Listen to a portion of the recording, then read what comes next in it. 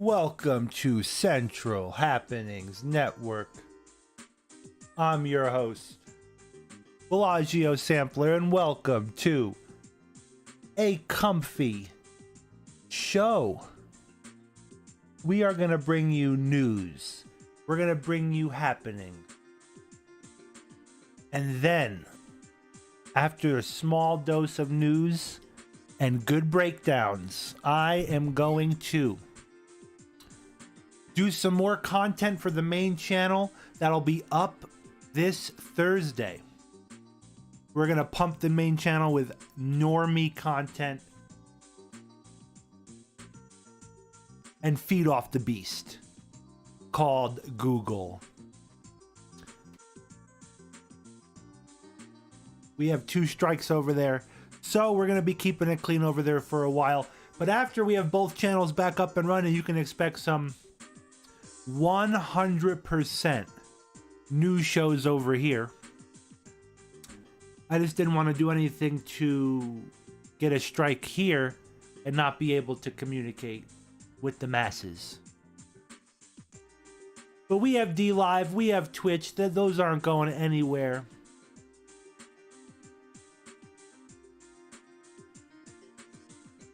So get comfy, come on in, relax. Come to the bunker.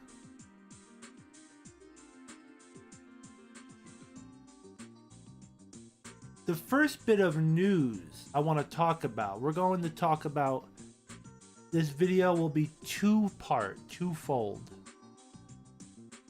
We got some comfy video game music on. I don't think it's any risk, but I might pause it for the videos and then restart it.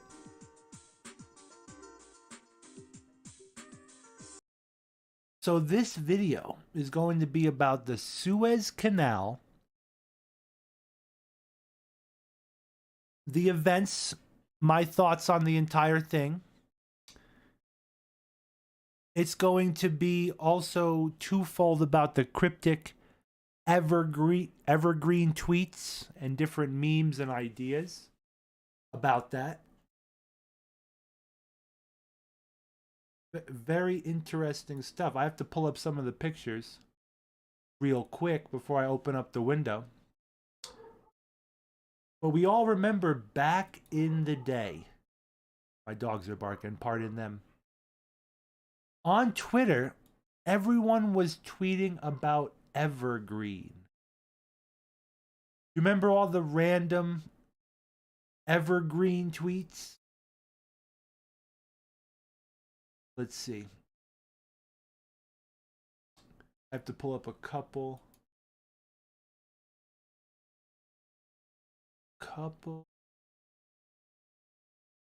pictures for today's show. Take a look at this one.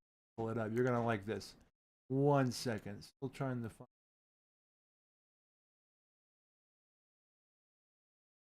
Here. Perfect. Found, guys. So, besides back when everyone was tweeting about Evergreen, randomly, you had like big movie stars that would just post Evergreen. You had radical political figures posting about Evergreen. I got the pictures I need. Then you have the Evergreen Suez Canal, completely blocked by an Evergreen ship. And I have some pictures here. We're going to get it all. And then the window. Here we go. On top of that, you have popular TV shows like Dexter, Season 1 finale, Evergreen, where it depicted his origin story of children being rescued from an Evergreen shipping container.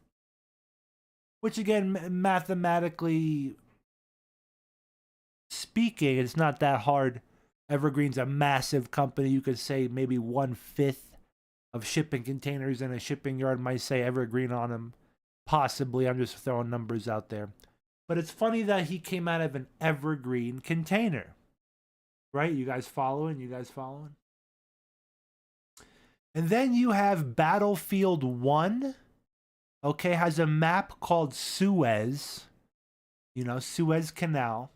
And do you notice anything in the map?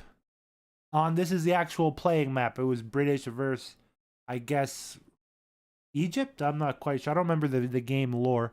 I kind of remember playing this map, but never quite recognized a destroyed ship blocking the Suez Canal. Very interesting stuff in the medium. And then you have Jake Tapper's cryptic tweet hints destruction for House of Hillary, says the Shad Olson show. But he is one of the only Google sources, you have to go on Bing to find a lot of this, is, you know, Jake Tapper just says Evergreen out of nowhere. This is way back in the day, 2019. It's on Twitter. So, pretty radical stuff, guys. And then you have the nursing home in Spring Valley, New York. Evergreen Nursing Home is on fire. Just a lot of weird stuff in the medium being posted about this Evergreen theory. But that being coupled with the Suez Canal, I completely think that was an operation. Probably GPS caused it, GPS hacking. It could have, it definitely did not harm America. I tried to explain this to people. This is definitely economically harmed China and the East more, or even Europe, you could say, because they really rely on that shortened travel time of the Suez Canal. So I think it could have been a Western operation. It's freed now. But I found it fascinating that the accelerationists, the doomers, a lot of bedazzled and beguiled Zoomers all rushed to these threads. At first, it was good people, you know, going there for memes, camaraderie, but then the people I mentioned first swooped in. It's the end of the world, economically speaking, the price of and even Twitter in the news. You know, Twitter in the news is one of the higher levels of the pyramid scheme. You know, where the beguiled Zoomers and the doomers and accelerationists are lower tier on it. I was just trying to explain to them that, yeah, it's always good to have a little bit of extra food, extra eggs, you know, stuff that you know, it's good to be prepared, obviously. But you shouldn't be living in fear. You shouldn't be rushing out and stocking up, spending a lot of money because of the Suez Canal and a global collapse and this. And if you notice today, and you have to be honest with yourself, people out there that are anons and are on this website, all the Suez Canal threads are gone now after they said, after the media is reporting that the ship has been freed. So there's like no more Suez Canal threads, and all been replaced with the Derek Chauvin trial, right? Isn't that wild? All this, so there's no more, they just dried up because happening over, I guess, right? Crisis averted, and some people are mad about that. Again, it was never a crisis for the West. A little bit. Raymond Duncan, we're on YouTube at Central Happen CHN3. All links should be below, even on Twitch. I should have fixed it. But if not, on the main channel on all videos, link in description. Somebody could link it in chat if they want.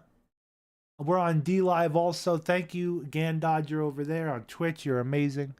He's a mod over there. I wish Restream would show that. You're a mod. Or are you not a mod? I forget. We're sneeding. So check this. I think we need to take a step back from some of these events and research, old school research. Remember when the internet was like open and free? You remember old YouTube? I have a picture somewhere of old YouTube. We're going to show that in a future show. Some old, like how YouTube used to be formatted. Quite amazing stuff. Biden admin is set to launch a COVID-19 passport that Americans must have to engage in commerce and would track Americans that took the vaccine. From Washington Post. What would you use Washington Post for? Let's say there was a toilet paper shortage out there. We could put some music on for this. Again, all this content we're just going to keep on this channel until some of those strikes are gone. The normie content coming up, the reviews, the hangout, that's all for the main channel. We're going to cut up. This vaccine passport, guys, is definitely the beginning of what could be the mark of the beast. Let me show you. Specifically, I have, here it is. We have a bunch of threads up. This anon saying the COVID passport will turn to microchip. And maybe at first it'll be like a credit card, an actual passport. Your passport has RFID in it. Your actual passport has a chip in it. So why wouldn't the, vaccine passport do it? There is a real chance, okay? You want to talk about grassroots, and GameStop was a grassroots meme. You know what I'm saying? Let's talk about this real quick. A real grassroots movement would be if Anons, Redditors, Twitter people, Twittites, is that what they're called? Those guys, we all got together and did a campaign. This vaccine passport is essentially, this is what the campaign would be. It's essentially when the Nazis would say, show me your papers, right? Show me your papers. You can't go anywhere unless you show me your papers. So there needs to be a grassroots. This is like the easiest. We could defeat this. We bring it to court, civil liberties. Showing your papers. This is World War II level totalitarianism, and we can even go play on the whole, the 6 million. How dare you blaspheme the 6 million? Okay, you want us to show papers like they did? This is like ripe for the pickings. This is ripe for the pickings.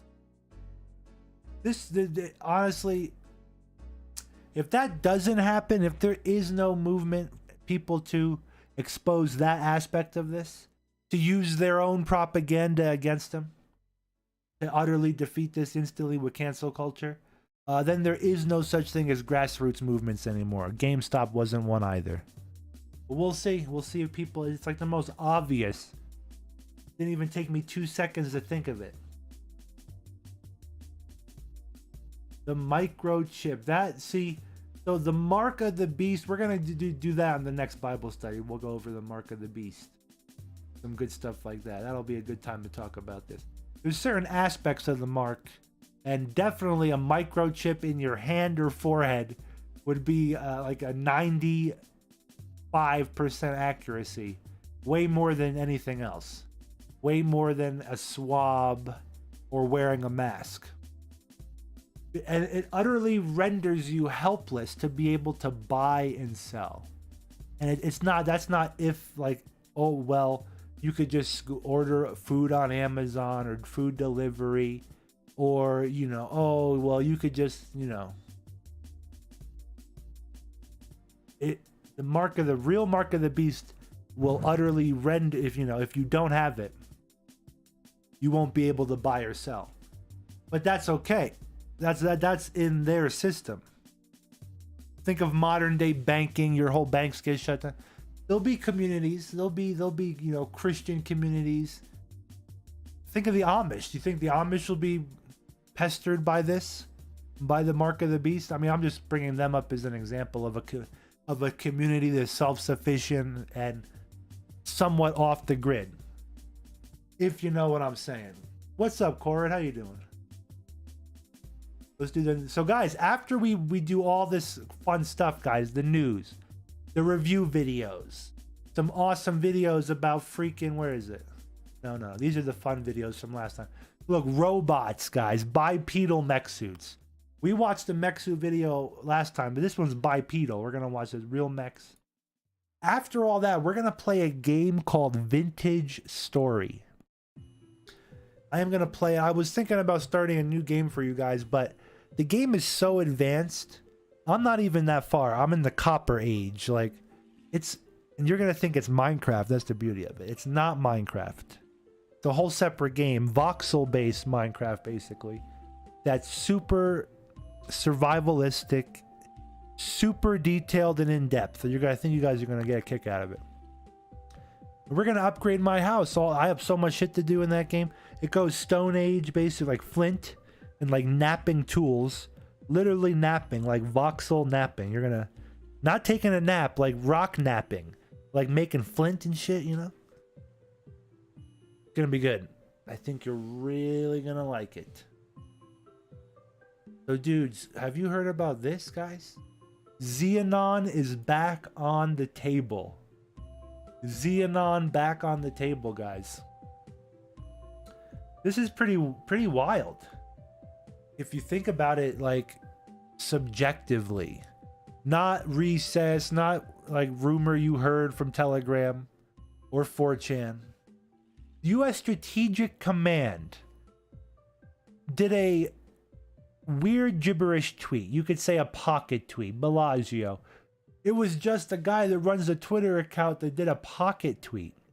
And then they said apologizes for any confusion, period. Please disregard this post, maybe? Yeah, this post. Okay. And then somebody went to Cryptogram Solver, rumkin.com, web-based tools, ciphers and codes. Dusty Crate says Valheim. I don't own Valheim yet. I am a merchant.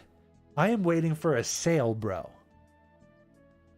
My one buddy just gifted me Fall Guys. I've been playing Fall Guys.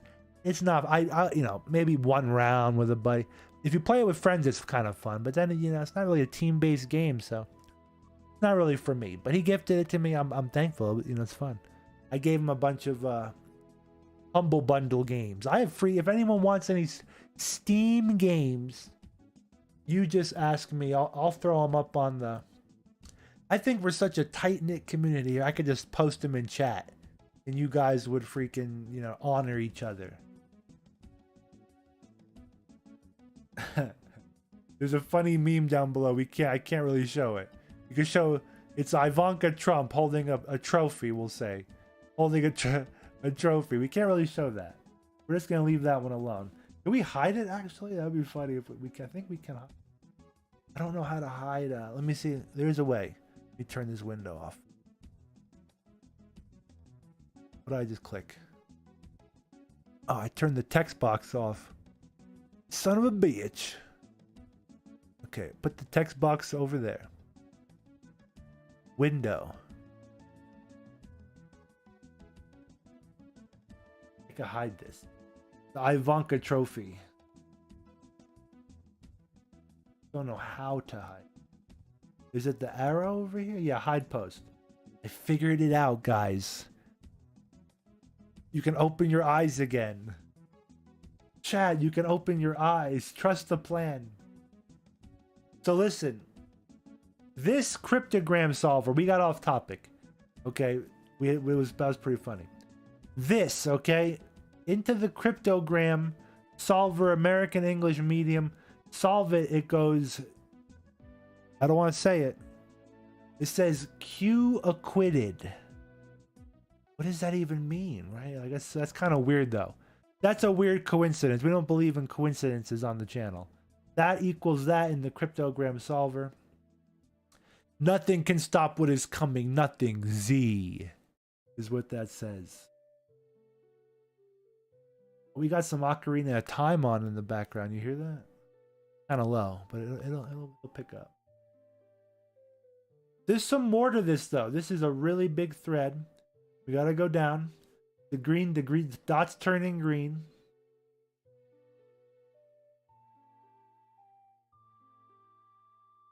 All answers in case it means anything.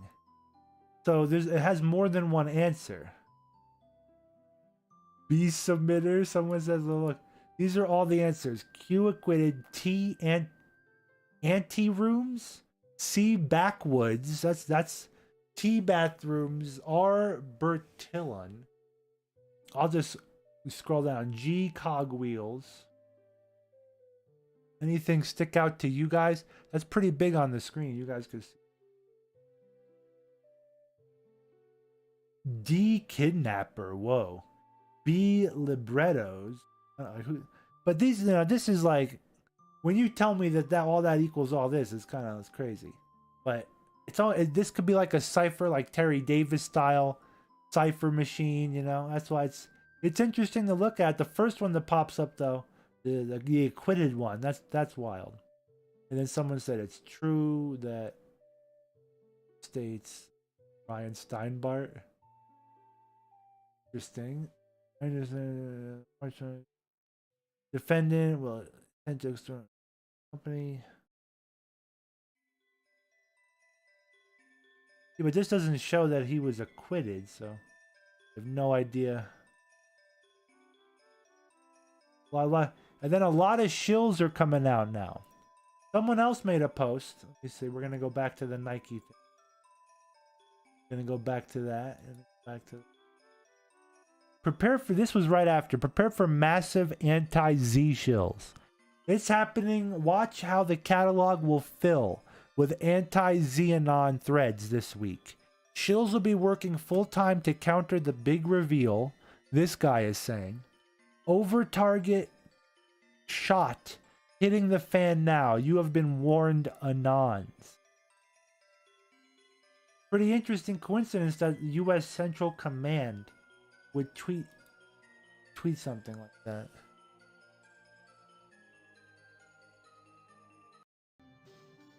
Okay, let's see what you guys are saying. Yes. We're gonna go back to this. Okay. There's one more bit of information here. Evergreen. So Hillary Clinton's code name was Evergreen. Very interesting stuff. Two caught in apparent human smuggling effort in Port of Seattle in a shipping container. They were living inside or being shipped inside. And I talked about that in the beginning with Dexter. Pretty interesting stuff, right? Dexter, the season 1 showing about Evergreen shipping containers, people being rescued from.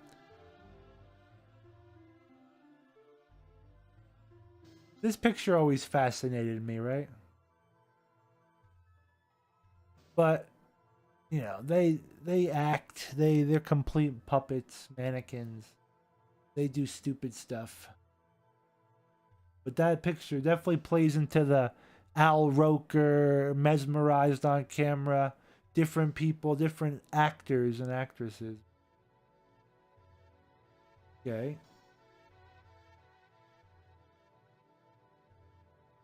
People can test it. Someone said you could test it yourself to see. Looks like he put spaces in. T footballer, D woodcutter. Yeah, a lot of other stuff comes up, it seems. Kind of weird. Kind of weird. But if you think U.S. Central Command Twitter is run by like the head of U.S. Central Command, then you definitely are a little delusional. It's run by the lowest of the low, kernel of the media representation or whatever. You know what I'm saying? It's not some high up. But yeah, it translates to a bunch of different things. With Q acquitted being the first one. Worked for me, it said. Yeah, it definitely works. And the first one on the list is that one. I don't know what the numbers mean, I think. Something with the cipher. There was one more picture I wanted to show you to see if they have it. One more.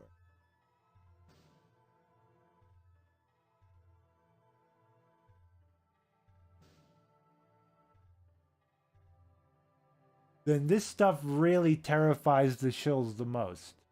You know, they're terrified when they understand that the things that they do is actually punishable in a high court of law. You know, like different things. Treason, foreign influence of elections, for example. You know what I'm saying? When you have villages in Indonesia, shill factories, attacking U.S. assets, that's a problem. Okay, let's talk about this real quick. Little Nas X, I guess, and Nike and someone else, they're making a Satan 666 shoe. They're putting human blood in it. They're putting a Bible verse on it for some reason. Just feeding into the whole witchcraft agenda, the Satan agenda. If you're not taking the Bible seriously by now, guys, then I suggest you watch some of my Bible studies. Some really creepy stuff that's going to be coming out in the media soon, in popularity soon, you know, stuff that's going to scare the average person, but degenerates are going to go through the roof, right?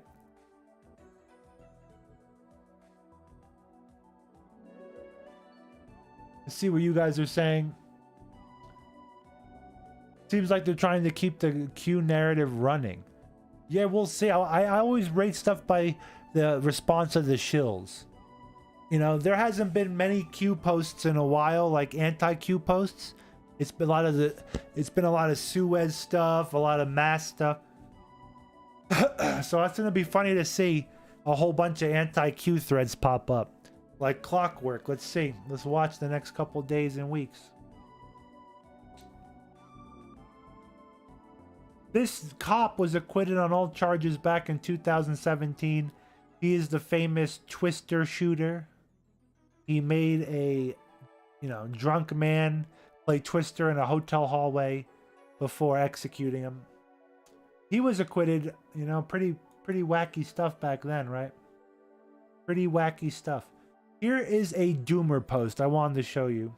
Impending doom. The U.S. government itself is now a bunch of harpooners. Justin, CDC director, warns U.S. is headed for impending doom as COVID-19 cases rise again. Now, right now, I'm scared. This person, you're supposed to, you know, the average normie, the average atheist, they believe everything these people say with zero proof and 100% faith. Isn't that crazy? I wouldn't trust this woman to drive me anywhere, to garden for me, to clean my house. You think I'm going to trust her with information? The health czar, right? No. But you do you trust you, whoever you want. Pretty interesting. Wait to see what happens. So this guy is just tired. This Anon is so tired by the news, the propaganda. He's letting it get to him. CNN, oh, he's so tired because of what CNN says. Don't be like this guy, guys, okay? Investigation shooter was factually Arabic, but morally white. No way, can't be real, someone says. Can't be real. It can't be real that CNN, masters of propaganda, are doing this. It can't be real. Call the Wignats. People are so thin-skinned anymore. The doomers, the coming up generations. Luckily, we're all tough in this chat. But our forefathers, our ancestors, they were railroad builders, carpenters, coal miners, iron miners, metal workers, blacksmiths, farmers. Do you think they, like, looked under a microscope at things and cried about it? Oh my god, there's black wires in the masks. They move under wind, under light. They're putting black wire. First of all, I know a lot of people that have taken a COVID test all across America. They seem to be different everywhere. This European swab thing, that there's like black filaments in the European test swab. You know, I don't know what company that, you know, Europe, what is it called? European Union, you know, the same countries that brought you spiral processed sausages that they had to take off the market because they were so full of chemicals. Let me see if I can show you a picture. They're trying to show me like the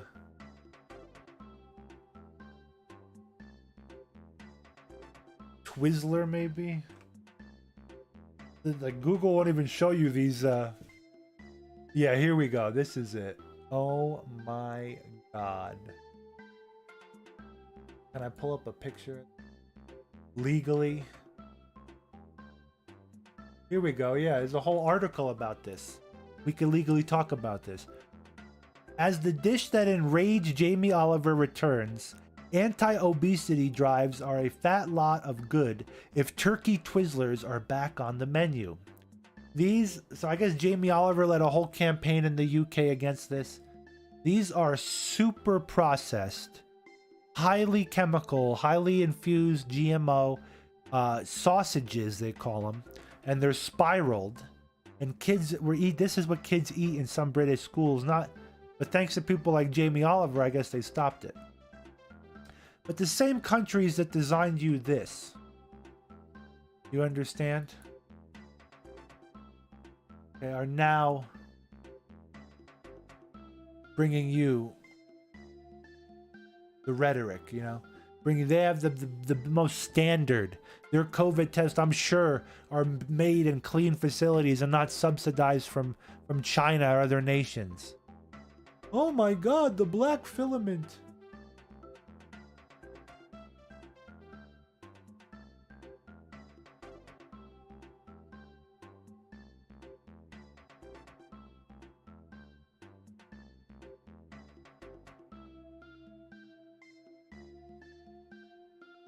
Let's see. The black filaments, guys. We don't have any of those threads up because I won't give them any credence or Why even give it the time of day?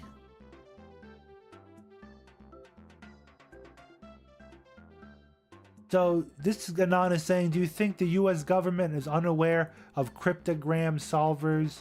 They're saying that the whole tweet was put out on purpose. Of course they know, people. You know, we're gonna break the code. This is from before. So who knows? Maybe it's weaponized to keep people going, right? Let's see. Let us see. Okay, now I have 2 more news stuff before we watch some comfy stuff. Top US Admiral warns war with China over Taiwan is much closer than most think. The US Pacific Fleet Commander, Admiral John Aquilino, testified this week that he regarded a Chinese attack on Taiwan as the most threatening flashpoint for war in the Indo-Pacific region and advocated a further buildup of US military force in the Western Pacific to counter China. His remarks underscore the mounting bipartisan clamor in Washington against Beijing and the accelerating danger of the Biden administration, not China, provoking a war. Aquilino was testifying before the Senate Armed Services Committee at his confirmation hearing to replace Admiral Phil Davison as head of the U.S. Indo-Pacific Command, the largest U.S. military command there is. He told the committee that the dangers concerning is that of a military force against Taiwan. He referred to the previous testimony of Davison, who last week warned of a supposed Chinese takeover within 6 years. They added, in my opinion, this problem is much closer to us than most think. Significantly, Aquilino agreed with the assessment. So guys, before I read any further, let me explain to some of you that are still stuck on poll. Poll, it's so bad, guys. 4chan itself is really bad, but poll is really gone downhill. The mods do nothing. They allow the bots. This is on news. We're taking this from /news/ 4chan news. Okay, we're getting this from. This is what should be talked about on poll. But instead they're talking about nonsense. Absolute nonsense. Let's keep reading. Okay, he agreed with the assessment of Trump's former National Security Advisor, H.R. McMaster, who told the Senate committee this month that Taiwan was the most significant flashpoint. Yep. In his bellicose anti-China remarks, McMaster argued that China has a fleeting opportunity that is closing, and the months between next year's Winter Olympic Games in Beijing and the Chinese Communist Party Congress later in the year presented the greatest danger. And there's a whole article. This is from an article. They keep going with the article. We're going to keep reading with some good music, right? How's the music? Might be a little too loud. What do you think? This is from Yoshi's Story. Good luck, Google, taking this one away. Taking this music away from the gamer. These declarations stand reality on its head. It is not Chinese aggressions that threatens the devastating nuclear war between China and US, but rather the relentless US military buildup throughout Asia, says this article, combined with naval provocation in the south and east. I mean, China just drove a warship through Japan's waters without even asking permission. So I don't really agree with this article at all. Okay. Trade war. This has dramatically escalated geopolitical tensions. Aquilino, Davison, McMaster all used the alleged threat and poised to Taiwan to justify their demands for a further major expansion of armaments and military spending for the U.S. Indo-Pacific Command. The deliberate U.S. ramping up of confrontation with China began under the Obama administration's pivot to Asia, which called for the deployment of 60% of the Pentagon's naval and air assets to the region by 2020. The Trump administration then launched what it amounted to economic warfare against China. China is the victim, according to this. But the different presidents you see are defending against the growing, empire. What is China and what they're doing. This was combined with accelerated provocative freedom of navigation operations, yada, yada, yada. In the last fortnight, Biden has convened with First Leaders Summit of the Quadrilateral Security Dialogue involving the US, Japan, Australia, India, a quasi-military alliance directed against China. US, Japan, Australia, and India. And dispatched Secretary of State Antony Blinken and Defense Secretary Lloyd Austin to Japan and South Korea to consolidate alliances against China, according to this article. What do you guys think?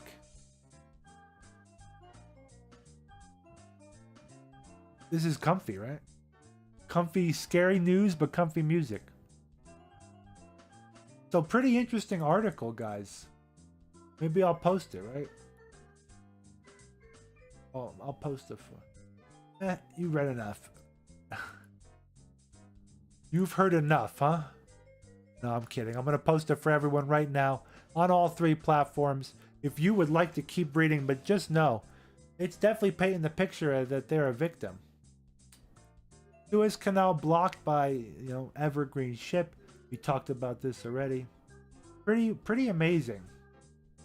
That hasn't happened in the history of the canal. But now we're getting to the fun portion of the show and some quirky videos. We should do a cool video first, then some fun, then back to a cool video. Okay, what do you guys think about that, huh? You guys ready for some cool freaking videos? I say we go over to the big screen. The review screen. What do you guys think? Where I grabbed the wrong, you son of a...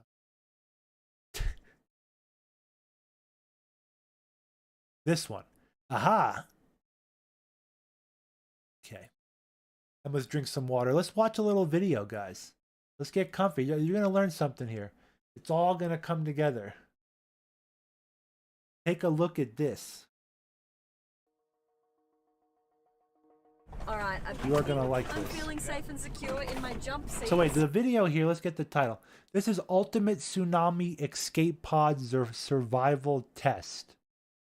So I reckon I'm just about ready for a tsunami. Here we go.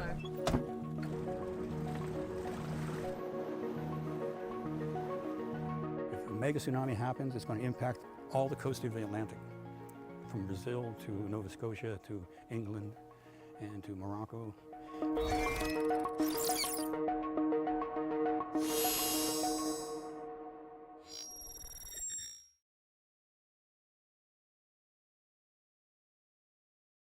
Before the pandemic.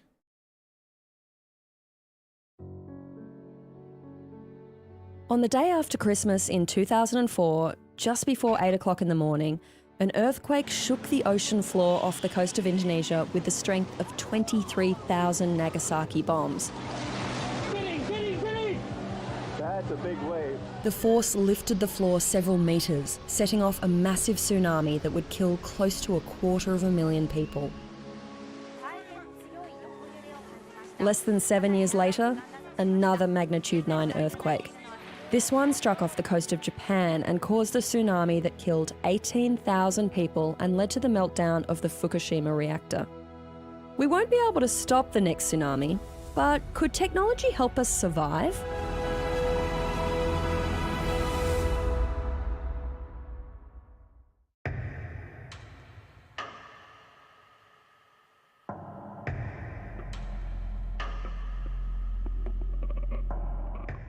I've travelled to the outskirts of Santa Cruz, a few miles from the San Andreas Fault, to meet with Stephen Ward. He knows about as much as you can know about tsunamis. He spent his research career studying tsunamis and simulating them pixel by pixel on his computer screen.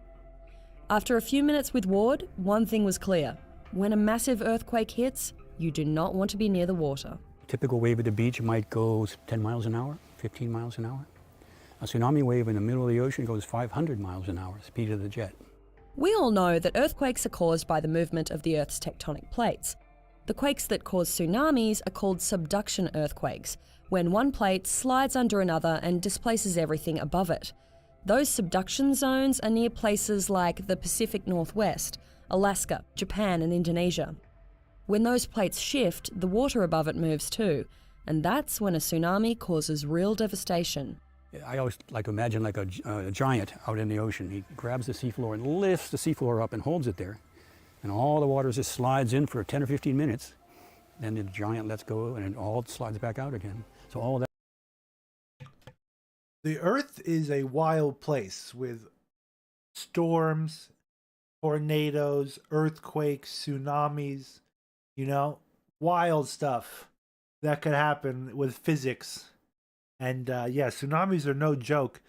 We haven't even got to the bread and butter. This is a tsunami escape pod. I couldn't imagine being in a hamster ball floating through all this rubble. This is going to be wild. That motion in and out is going to drag people and carry them out to sea.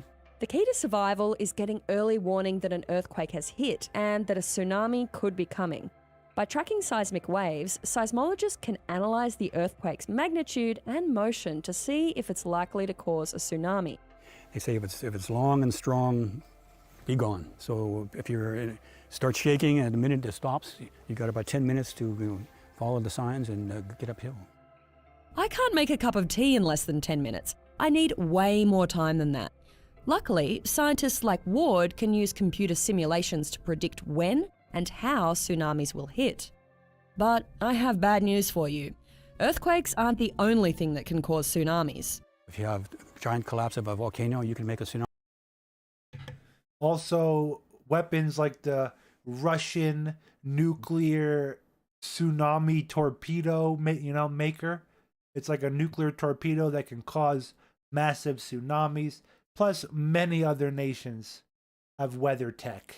Tsunami 500 feet high, 1,000 feet high. Let's talk mega tsunamis.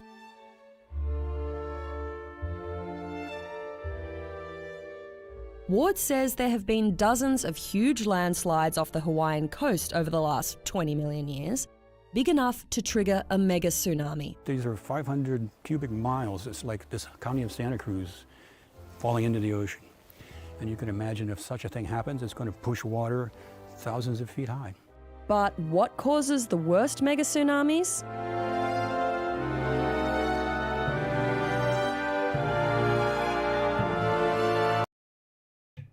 A theoretical meteor crash in the ocean that has never occurred in modern history, but has only occurred in science.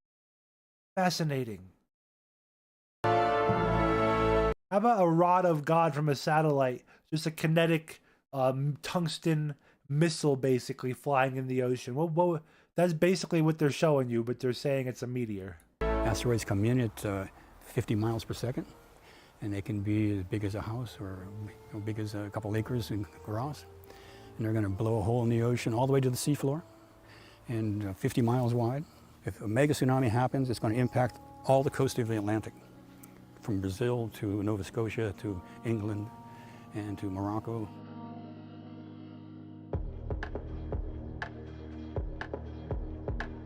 So what do you do when a tsunami hits and there's no escape? Well, I headed out to Seattle's Puget Sound to test one high-tech option that might just be crazy enough to work. I had no idea what I was signing up for. Meet the survival capsule. It might look like something from a spy movie, but it's actually meant to protect you, your family, and even your pets from the impacts of a tsunami. It's the brainchild of Julian Sharp, an engineer with almost 30 years of experience in the aerospace industry. Back in 2010, he was on a family vacation at the beach when he started to think about the Indonesian tsunami. I was lying there at night time listening to the waves, and I was thinking, well, what happens if a tsunami comes in now? That got Sharp thinking about how to survive something that powerful. And the answer was an escape pod designed to aerospace standards that could survive a tsunami and all the debris and sharp impacts that come with it. It consists of a tubular aluminum frame over which we bring two aluminum hemispheres, and weld it all together. We have Lexan glass, which is super high strength and has thermal resilience. That frame? It's designed to help the pod absorb impacts from the outside. And there's a silver lining on the inside, the same thermal material that was used on the space shuttle to prevent it overheating during re-entry. To see just how This is gonna be like a sweat box. You're like rolling, spinning around, and how are your pets gonna be safe in there? Like, how are you gonna hold your dog while you're spinning around? much it can handle, Sharp and his team put the capsule through the ultimate drop test, sending it off the top of the Palouse Falls in Washington, a massive 200-foot drop. While you might not face 200-foot waves in a tsunami, Sharp wanted to find out whether his creation could survive those extreme forces. Okay, let's go, balls away. Oh yes, there it goes, it's going in the exact spot we wanted to.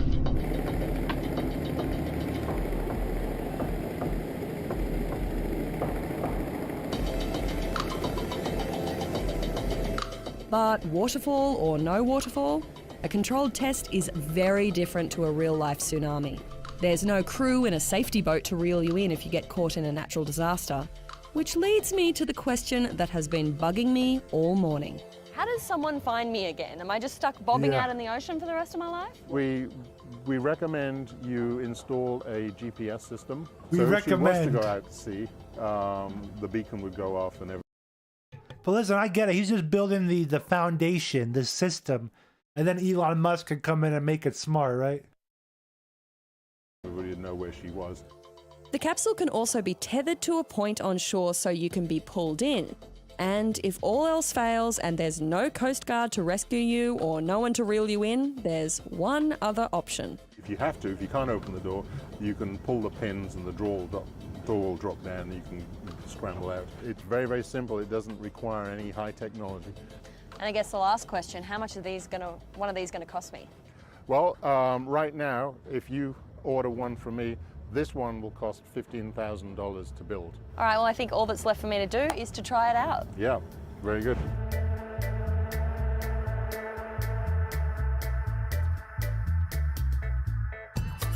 I've got my walkie-talkie, I've got my fellow passenger, which is a bag of ballast, and I'm in my jump seat, nice and secure.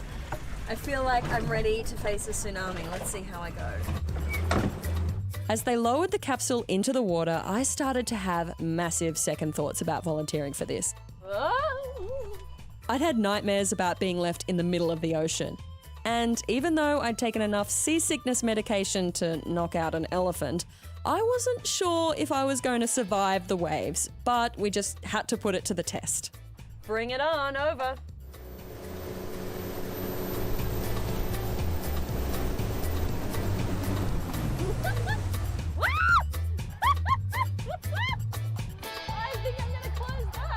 And while I sat inside my own personal nightmare, the rest of our crew sat on a boat doing donuts around me in the harbour.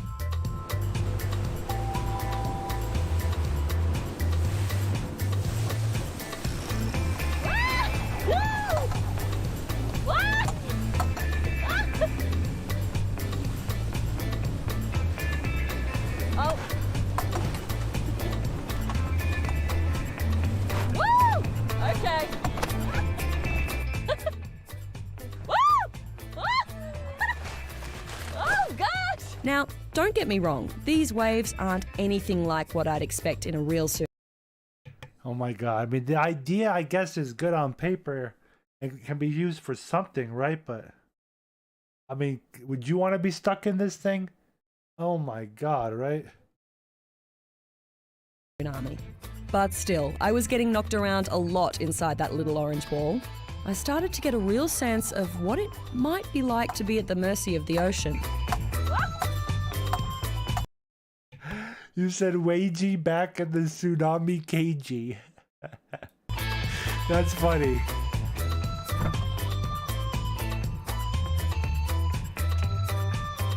I think I'm okay. I made it.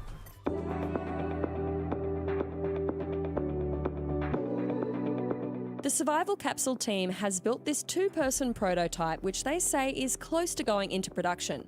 And Sharp says it could be a life-saving option for people in remote areas, people who can't get to an evacuation point, or those who might not have the time. And sure, I didn't experience the real deal, surviving a magnitude 9 earthquake, packing up all my supplies, and getting to my capsule in less than 10 minutes. Not to mention the full-size waves that come with a tsunami. A $15,000 tsunami escape capsule might not be the solution for everyone. But still, being inside here felt a lot safer than being in the middle of the ocean without any protection. When a world-shaking tsunami eventually does hit, it probably won't feel like a Disneyland ride. But with a bit of advanced engineering, we might just have a solution to get us out alive.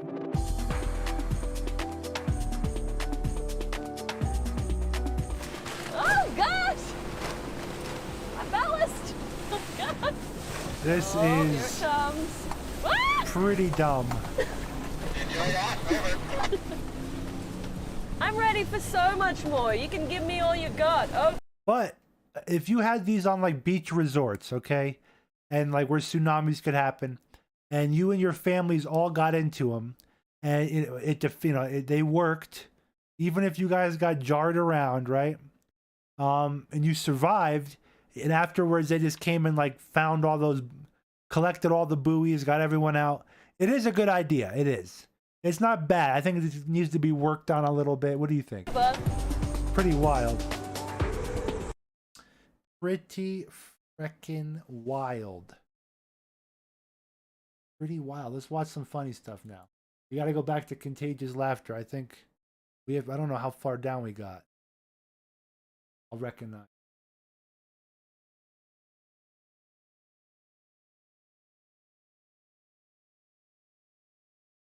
House. Those on the last one. We're pretty far down. Why does it keep going?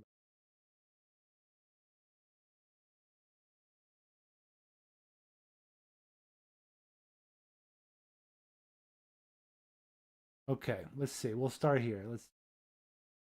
Guys, how are you guys? How is everyone? Bring back the Rocket Robot on Wheels music. I don't have the entire soundtrack, bro. I just had, it's a random N64 mix. That's awesome you recognized it. That's gamer. Back. You got skills the elves do not. You got the power you need to finish their slate. There is a scene where Jack Frost is talking to somebody. Oh, God. Oh, he's talking to Tanglefoot. And I think I cracked. My brain cracked. I just couldn't stop laughing, and I wasn't laughing at any. So these are different WebMs about contagious laughter. Their laugh is supposed to make you laugh. Anything in particular. Well, they go away. What? That's where they help the elves. Oh, What? God. I guess this guy. What? It's gonna be real different.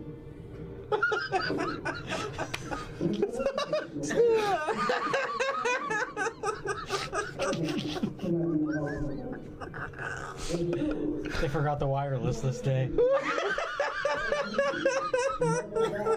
You were laughing that it was that inept.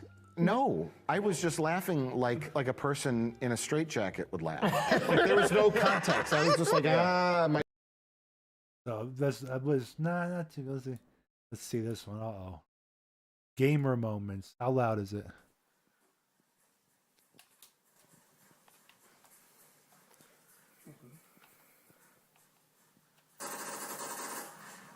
Jim, you're on a roll. Am I?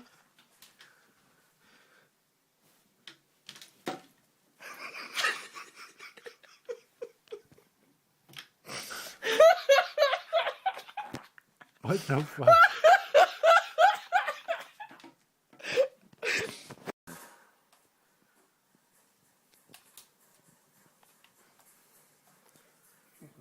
What the heck? Not bad, not bad. I giggled more than the last one.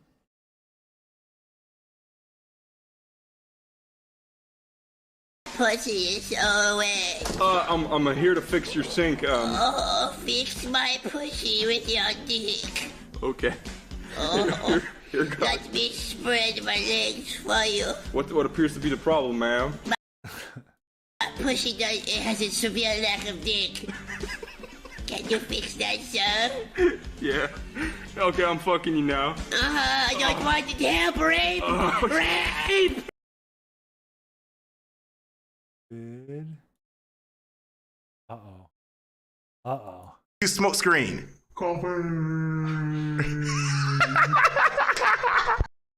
Use smoke. Okay, okay, not the best. Not the, who's this guy? This guy. We can't. You know, he could probably call in and talk about it. Jerk. Escalator. Sam and I are going up to And he pooped his pants, I bet. What No, did but he do? some kids, like like 10 to 12-year-old kids are going down the escalator, and like one of them like dares him to do it or something like that, and he goes to Sam's like, "Hey, faggot," like that, and Sam like instantly goes, "You're the faggot." And he's like, "Sam, they're 12." Like, and it was like just like turned on a dime. You're the faggot. Oh, yeah? Yeah. I can totally see him do it. Old stories from the 90s. The 90s were such good times, guys, in the early 2000s. Before PC culture. Oh my god, dad joke. This one's gonna be good. And there goes the boss of the operation. Oh my god, hold on. My father, Larry Wayne Petty Sr. Walking like he old. What's wrong with him?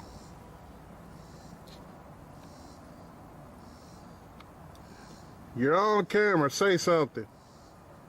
Last night and night before, there was 3 women walking down the street that way. I saw them. I said, "Hey, you 3 women, why are This is like a, was this on an Oblivion NPC one? Right? Was it? Oh my god. y'all walking down the street that way? There's nothing down there." And they flew away. I said, "Oh, them was some birds."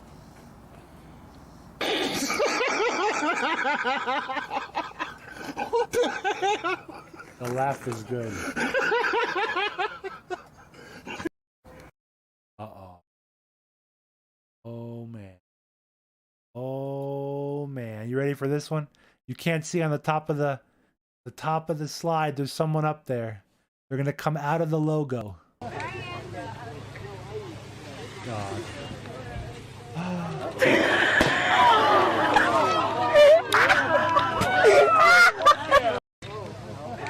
The laugh, the guy laughing at her. I think I saw that before, but it was muted maybe.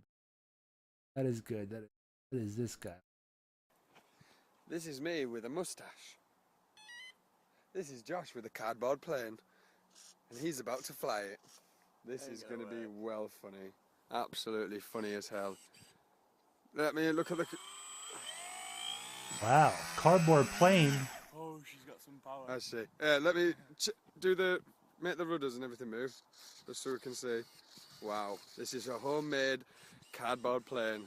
And I got him to do that because it might never do that again. Pretty freaking cool. Are you throwing it? Yeah. Holy moly. Shit. Here we go.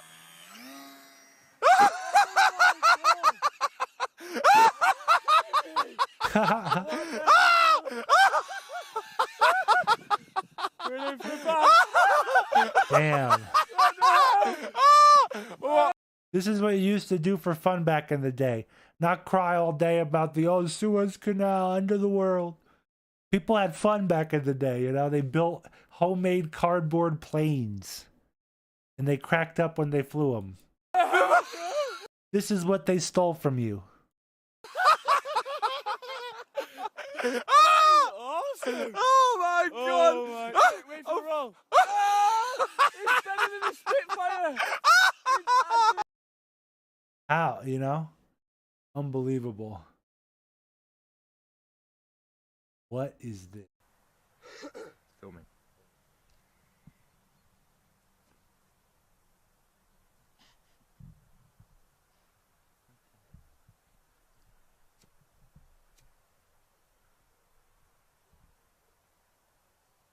Is he lighting like cow crap on fire?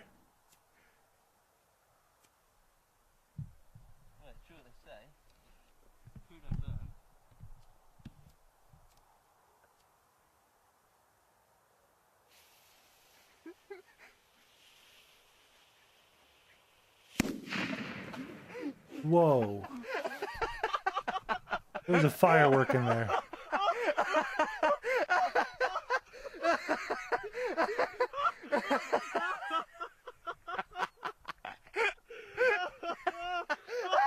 Oh my god. He is covered in cow crap.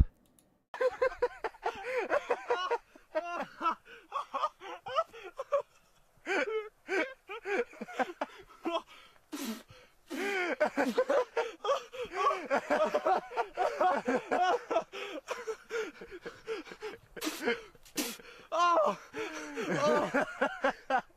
Oh, why? Why? Stop filming. Oh man. That is good. What is this one? A lot of people comment on it. We might not be able to watch it if it's mainstream. Field trip I have ever been on in my fucking life. They took us to a fucking cotton processing place. And there was a big ass cotton field out in the middle of fucking Raymond, Alabama, in the south of Montgomery County. We went there, and me and 28 other little niggas.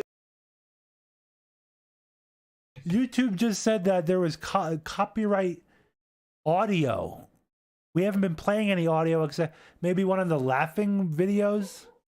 Let's see, hold on. It's in Miss Harper's 3rd grade classroom. They took our asses out there in the middle of the fucking August heat and said, hey, y'all, they gave us bags and shit. Like little cute little plastic bags with a cotton puff person with a smile on his face. And they're like, hey, y'all go out there, have fun, pick as much cotton as you want. And so my stupid ass went.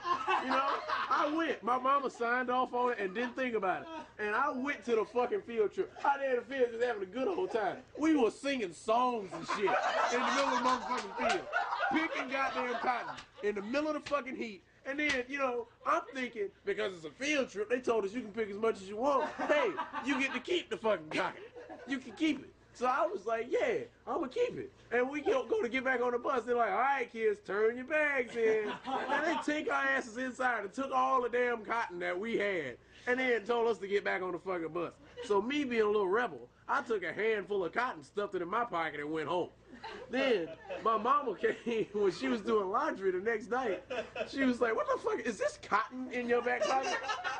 I was like, yeah, where the hell did you get unprocessed raw cotton from? Well, yesterday on that field trip, they took us to a cotton processing plant, and we got to pick cotton all day long.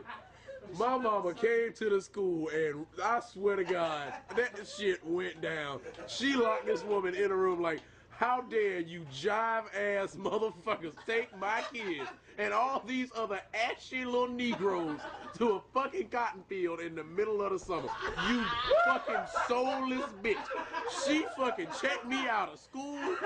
I didn't go to school for 3 days behind that shit. She said, I don't want to have to look at that bitch. She was pissed at everybody. Yes, that was the most racist shit I've ever gone through in my life. I didn't even understand what was wrong until the next year. I didn't even understand. That's classic. That's a classic, wholesome field trip story.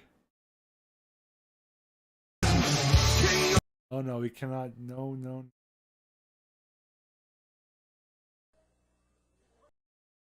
Probably not. It's wore out. Oh, we just gotta hear his laugh.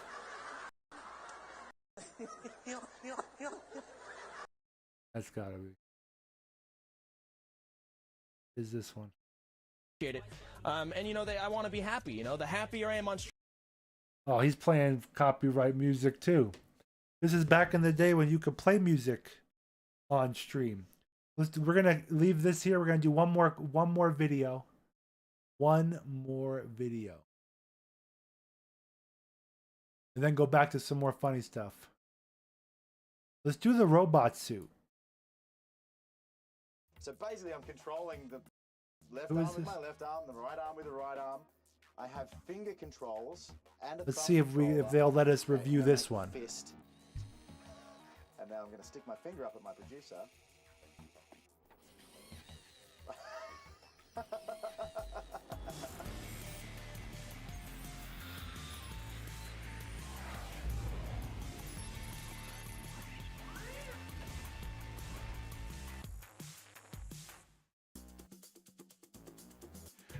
Let's see if we're going to be able to review this.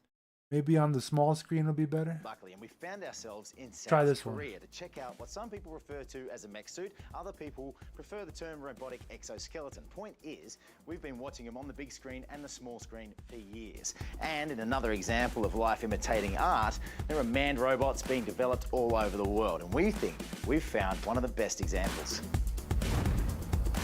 Young Jin Ho is the president of HANGOUT Mirai Technologies and the visionary behind the Method 2. After making a fortune in the internet technology sector, he's turned his attention to what he believes is the next big thing, robotics. He's invited us to a demonstration of the Method 2 so we can see up close how his team is turning science fiction into reality. Whoa. 사람이 타서 직접 조종하고 마음대로 이동할 수 있는. Wow, this definitely looks more like a mech than the last one. The last one was definitely a mech too, but way different style. That video is, I think, up on the main channel. 로봇으로 세계 최초의 로봇이 맞습니다. 저희 로봇은 사람이 탑승해서 자동차와 같이 완전히 조종할 수 있습니다. 자동차처럼 악셀레이터를 밟으면 앞으로 가고, 브레이크를 밟으면 쓰고, 브레이크 세게 밟으면 급하게 쓰고, 그리고 턴을 할 수 있고, 특히 저희 로봇의 장점이 손인데 무거운 것을 들거나 혹은 손을 이용해서 사람이 할 수 없는 거의 중장비가 할 수 있는 큰 힘이 필요한 것 중에 사람 손처럼 아주 정교하게 움직여야 되는 작업까지 할 수 있게 만들어져 있습니다. So is that the intention of the robot, to be used as a sort of a safety device to rescue humans or go places where humans can't go, or is it more for recreational use? 제가 오히려 질문을 드리겠습니다. 저 로봇을 제가 한 대 드린다면 저는 어디다 쓰시겠습니까? Fighting. 오, 쌤. 저희 로봇을 본 모든 사람들이 처음에는 움직이는 거 보고 다 무서워했어요. 근데 10분이 지나기 전에 다 재밌어하는 걸 바뀌었습니다. 똑같았습니다. 처해봤기 때문에 너무 큰 게 움직이니까 당황할 수 있는데 다 재밌어합니다. 로봇이니까요. In an unusual case of function-following form, the Method 2 was designed first and the technology was customized to fit the humanoid shape. It was designed by artist Vitaly Bulgarov, who also designed the newest versions of RoboCop, the Transformers and the Terminator, and it was specifically meant to evoke the kinds of sci-fi fantasies that you and I grew up with. 디자인이 먼저입니다. 저희는 어떤 컨셉의 디자인을 만들려고 애썼고 그 디자인 만들어진 다음에 관련된 그 부품이나 모든 것들 디자인에 맞추는 방법을 썼습니다. So this is the largest bipedal manned robot in the world, and as you can see, it's taken on a humanoid shape. So it has a hip joint, a knee joint, ankle joints. There's actually 6 different joints all the way up and down the leg. They're actuated with servos and belts. So what? This guy that designed RoboCop, he designed this robot. And then these engineers and scientists built it? That seems a little odd to me.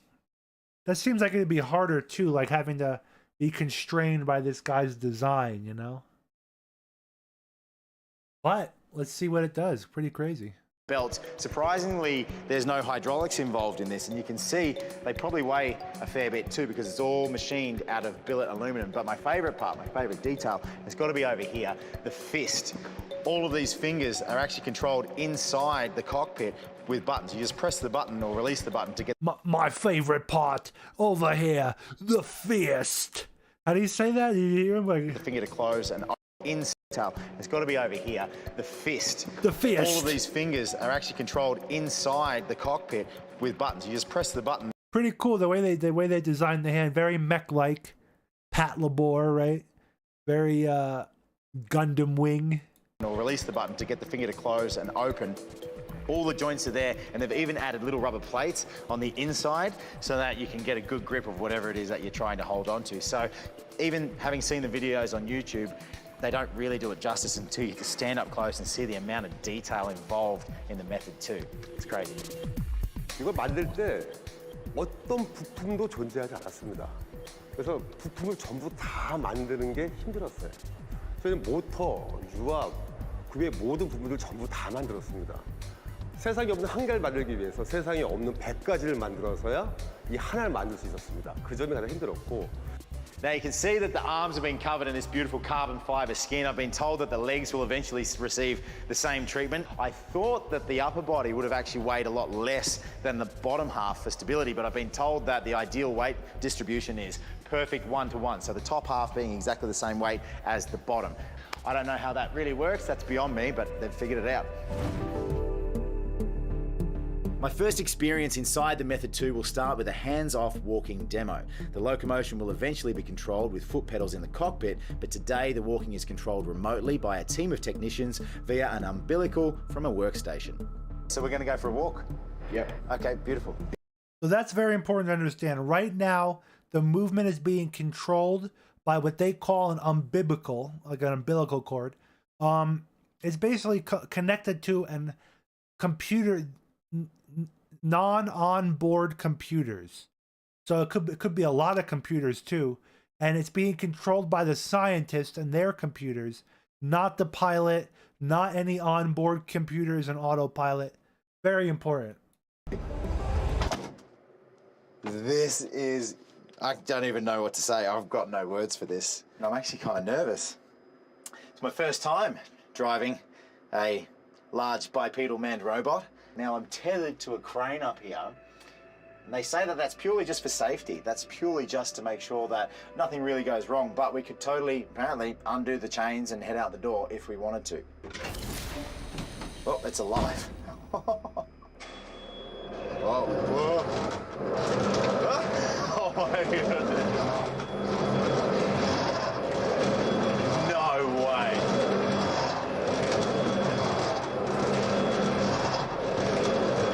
I feel like I'm in one of these crazy Star Wars walkers.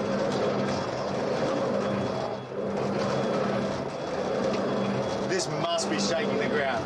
1.5 tons of machinery just, it kind of sways side to side as you go. I need to get one of these. And the noise it makes. I can't help but feel like maybe down the track in the future sometime, this is a noise that's going to strike fear into the hearts of many. It feels strangely stable, but it certainly feels heavy. That's one thing. I can feel it kind of slamming its feet into the ground. But it doesn't feel like it's wobbly backwards or forwards. I am very glad we're tethered though, because if we were to trip over in this and go down face first, 1.5 tons, that's gonna hurt. I wonder if one of these days down the track, my grandkids are gonna look back at me and say, why didn't you stop them, Granddad? You were there in the beginning. Why didn't you make them stop? All right, so I've been given the go-ahead to try the hands. Now, if you've ever seen any of these, let's say, Mech Warrior or Manned Robot Suit movies, you'll know that a lot of times it comes with arm controllers, which is exactly what this has, which is blowing my mind. So it's arm. So he wasn't even able to, this was more like a ride at Disneyland. He thinks he's like piloting a mech suit right now. That's funny. Arm controllers, you might be able to see down here, I've got to slide my arms into, and they've both got little joystick hands. So I'm just going to raise. No way. I have finger controls and a thumb controller. Okay, I'm going to make a fist. So I'm going to pull all my fingers in. Oh, those hands, they are like Optimus Prime hands. Yeah, okay. Oh my. It's so responsive.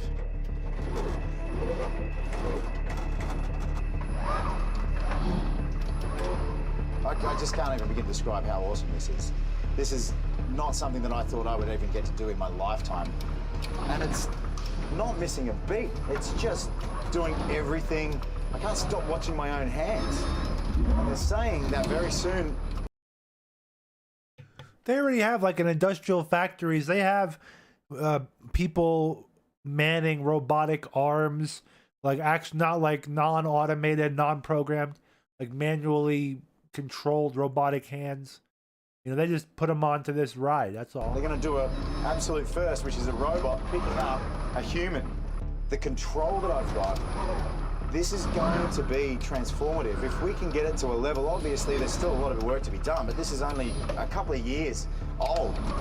It's still baby steps, and it's only going to get better and better and better the longer we get going with this. 사실 지금도 됩니다. 이미 저희는 괜히 여러 대 주문을 받았어요. 제가 고사했지만. 아마 저희가 제품을 내놓을 때가 된다고 하면 지금보다 안전이 더 확보가 될 것이고, 그리고 제어, 조종 능력이 좀 더 발달하면 He's designing Metal Gear. 제 짐작하기로는 아마 한 내후년쯤이면 거의 제가 원하는 수준까지 가지 않을까 판단하고 있습니다. How much can I expect to pay for something like this? 얼마로 보이십니까, 이 물건이? I don't know. I guess I'd put it in like supercar territory, like a LaFerrari, maybe 1.4 million. 팔 반쪽 준다고 하세요. All right, fair enough. Well, I can pretty much say without a shadow of a doubt that this is one of the coolest things that I've ever done. This rickety thing, he said half the arm might cost 1.4 million. Look at how rickety it is. Like right now, no way. No. For Autoblog's Translogic, I'm Jonathan Buckley. We'll catch you next time. Pretty wild guy. What kind of other stuff does these guys have? Oh, it's like car stuff. Interesting. Interesting. Okay. Back to some more funny vids. Gotta be careful of these. Even though they're like meme videos, some of them have copy, like they're talking as. Dobra, dawaj.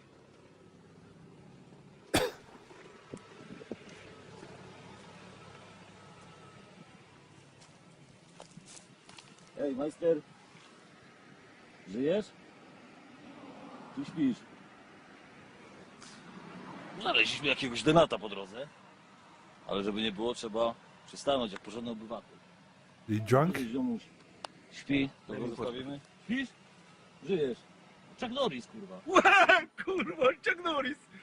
Ja pierdolę. Chuck Norris. He said something in Russian and then said Chuck Norris. Kurwa, Chuck... Śpisz? Żyjesz. Chuck Norris, kurwa. Kurwa, Chuck Norris. Ja pierdolę. Siema, Chuck. Chuck. Dobra, dostał go, jak śpi. Z banku cię wyjebali? Tak, no, banku. Oh my god. Dobra. That's good. That is good.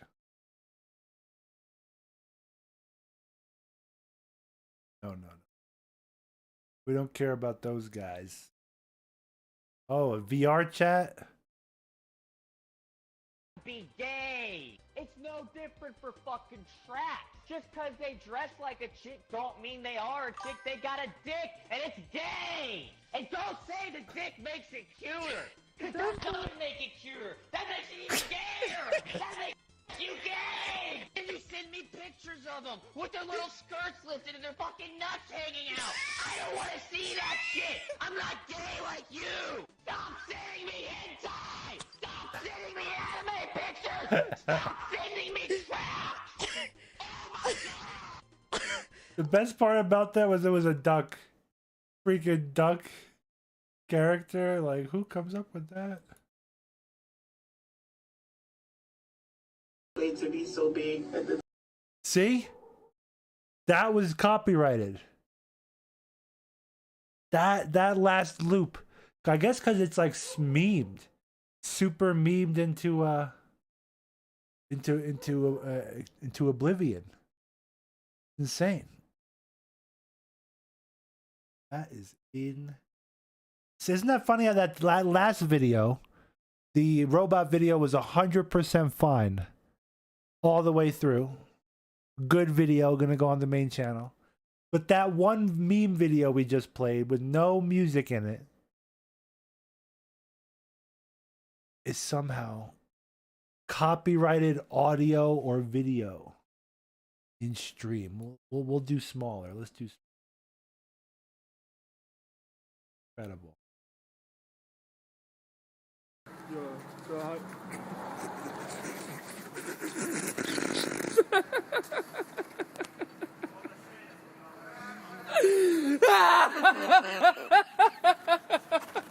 That's a good laugh.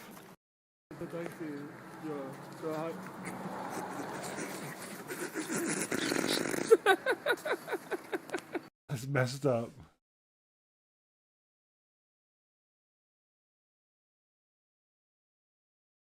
I'm afraid of this one. Is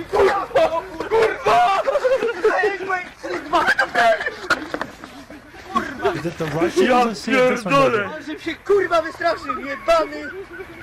Kurwa mać! Let's see if this one does it.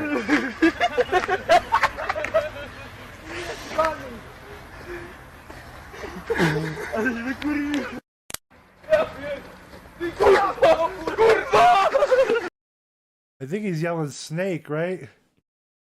They all ran. They all ran. Let's see this one. Uh-oh. This is the Russian. Here comes the Russian shutdown. The music. See, this one, the other ones didn't have music. This one has some music on. I don't know if you can hear it. So this one is more likely to do that audio thing. But not the meme ones, right? What the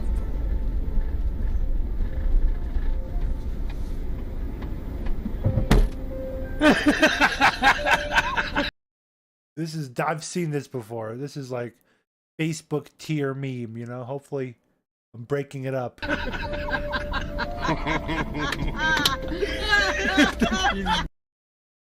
It's freaking messed up. It's like freezing out. It's like post economic shutdown Eastern Europe. Oh my god, it's fun. It's probably their daughter or something. This one is a comedy club. I don't think we could. I don't think so. The first time I ever had sex. Yesterday? Someone said yes to. I want to fast forward to the laugh. There has to be a laugh in the crowd, maybe, or.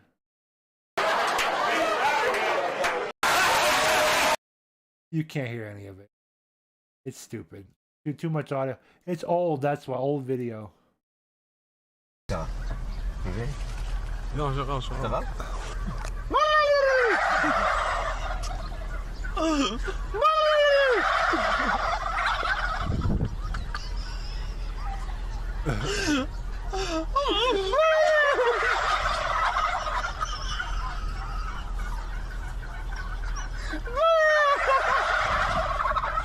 They're laughing their asses off.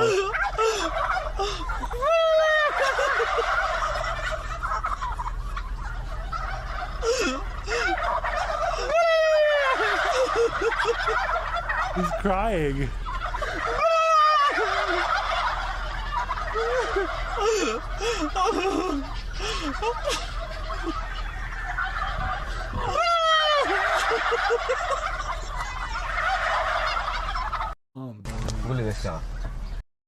This is cracking up laughing. What is this one? Bruh, look at this dude.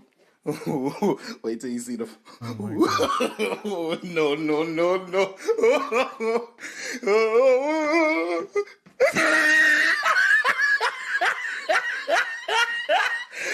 Look at the top of his head. Look at his lips. That audio is used all the time. That was not. You could use that for everything. So that was good. We finally got to the bottom of it. We got a couple food videos for later, possibly. We're gonna watch one more interesting video. Then we're gonna start to play some vintage story.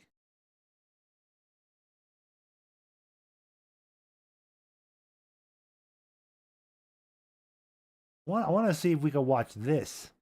I don't think we can, but we're gonna try. See, this interests me. From Business Insider, what happens to NYC's 3.2 million tons of trash? I want to see about this. This is interesting to me. I wonder, like, how huge cities get rid of their trash. It's insane. I don't know if we can watch it though, but this is, you know, fair use. We are reviewing it. This is just 3 days worth of trash, most coming from New York City. And that claw is taking it to be burned into electricity. But we're not actually in New York City. We're in Jersey. Once the garbage man comes and picks it up, you don't think any more about it. But it has a long way to go after that. None of New Yorkers' waste is processed in the city. Instead, it ends up as far away as Ohio, Pennsylvania, and even South Carolina. So getting trash from here to here takes thousands of workers, trucks, trains, cranes, and even barges, operating nonstop to ship waste across the East Coast. Rain, snow, hail, storm, there's no stopping us. And it all... Yeah, it's like infrastructure of a city. It's pretty wild, like when you think about it. Like it almost breaks down into factory mechanics or even like digital sense, like a circuit board, how there's like transistors, capacitors, reductions of energy information, increases, all transfer of information. This is the byproduct of society. This is interesting. It all costs the city hundreds of millions. Here's what actually happens to New York City's 3.2 million tons of trash a year. New York City's Department of Sanitation sends its fleet of 2,000 garbage trucks to start picking up at 5 a.m. You have to keep active. Some guys like to work out, some guys don't. Basically, it depends on you. What do you do? Me? I don't work out. This is my workout. This is my daily workout. Yeah, that's right.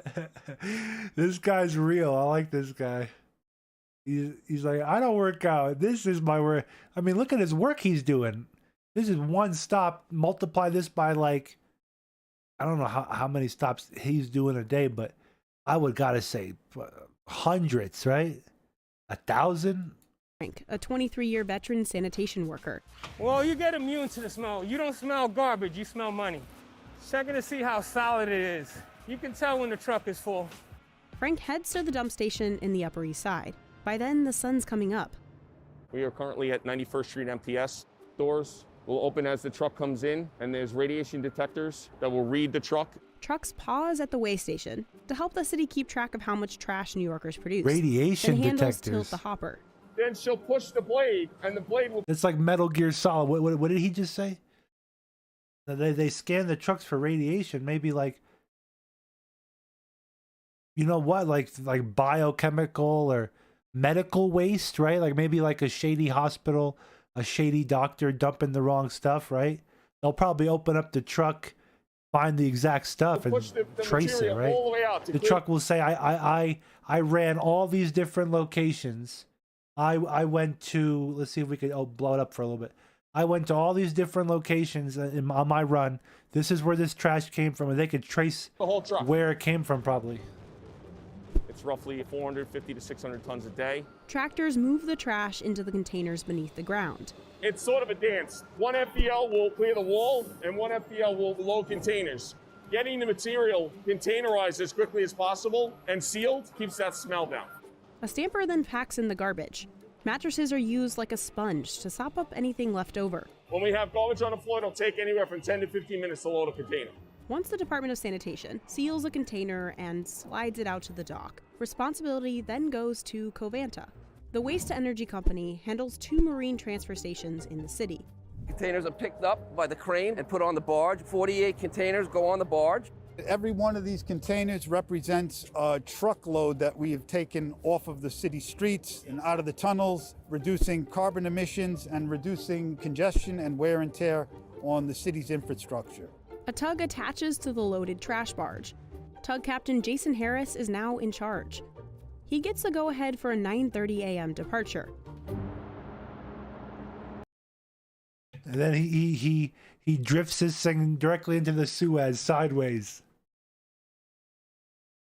What you see here is called Hell's Gate. This is the upper end of the East River. Tides play a major factor in the times that we can transfer barges. You can't go against the tide when it's max tide. It's too strong. We would actually come to a dead stop on this boat and barge. You wait until you can go with it.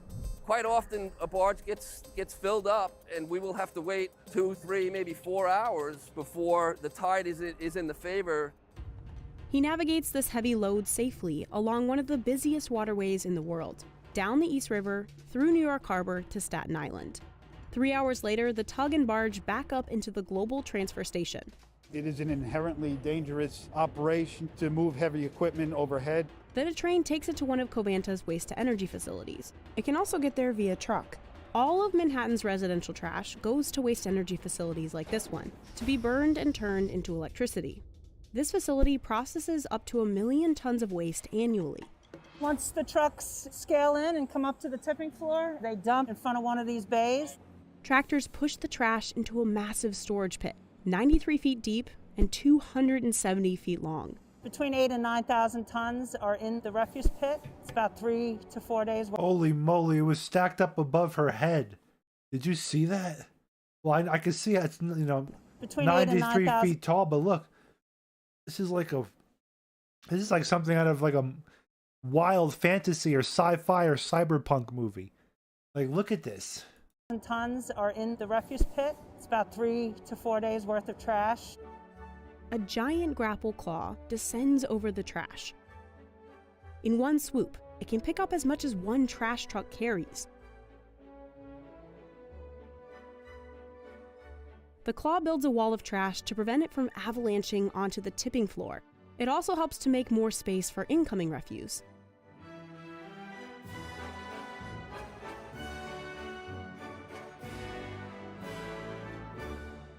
You look at garbage a very different way since I've been working here. We create a lot of garbage as a population.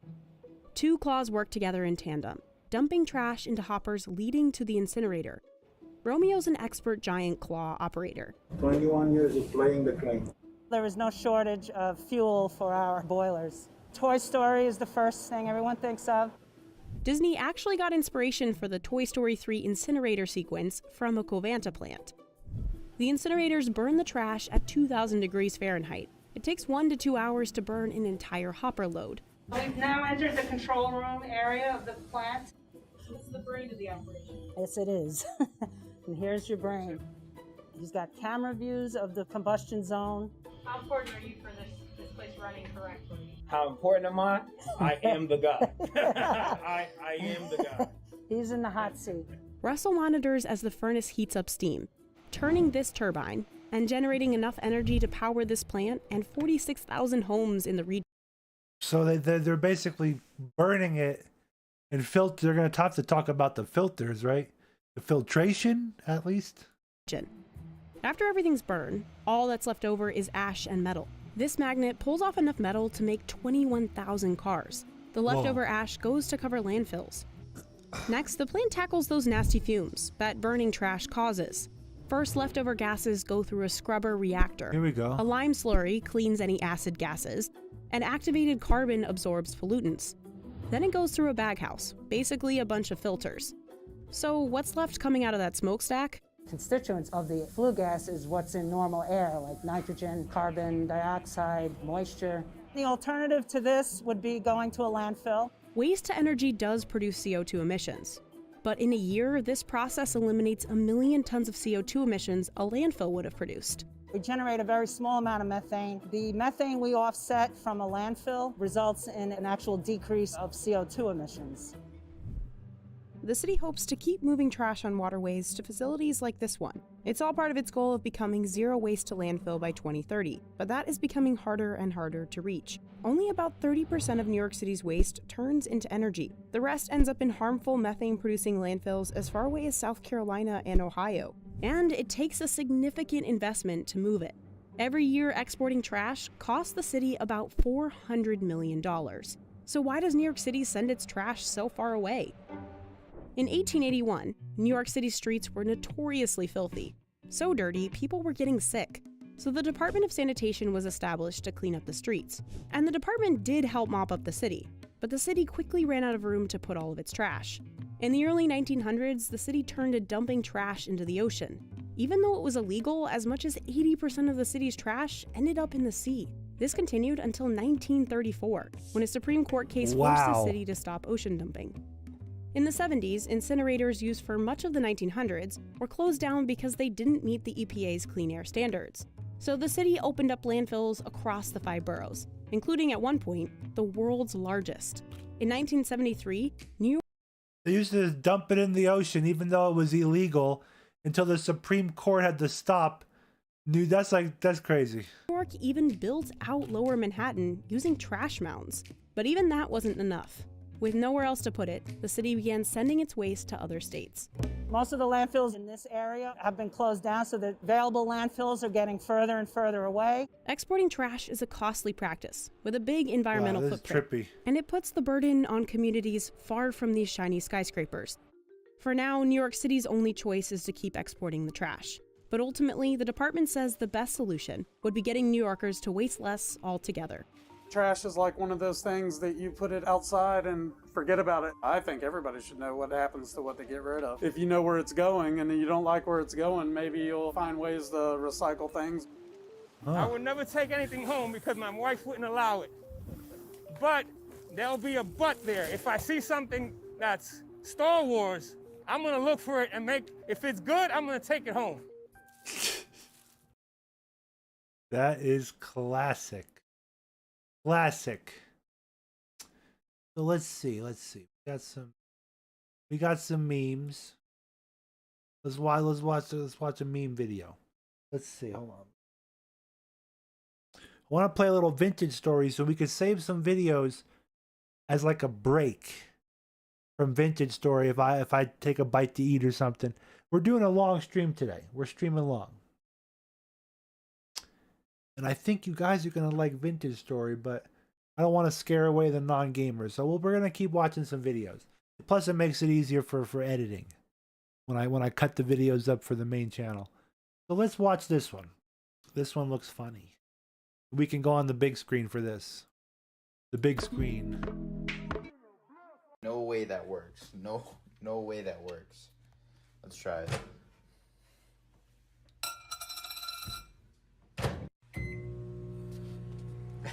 Nothing is gonna happen.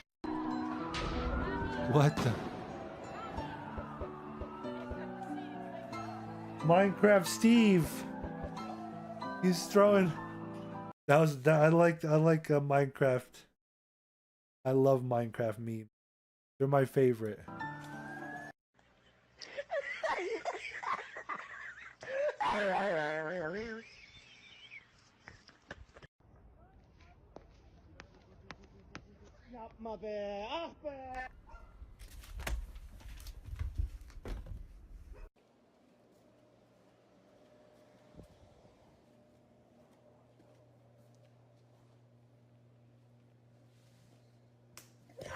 Fuck it, I'm hungry, bro.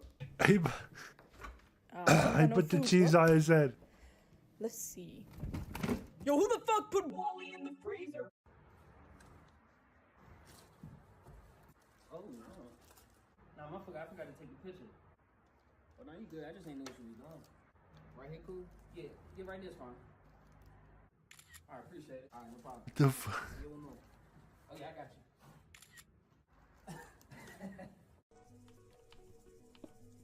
Hey, Juicer. How are you?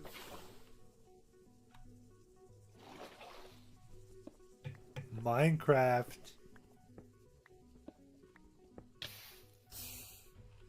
Yo guys, He here are still types of fell people in the that I lava. just don't like and I just don't want to be around.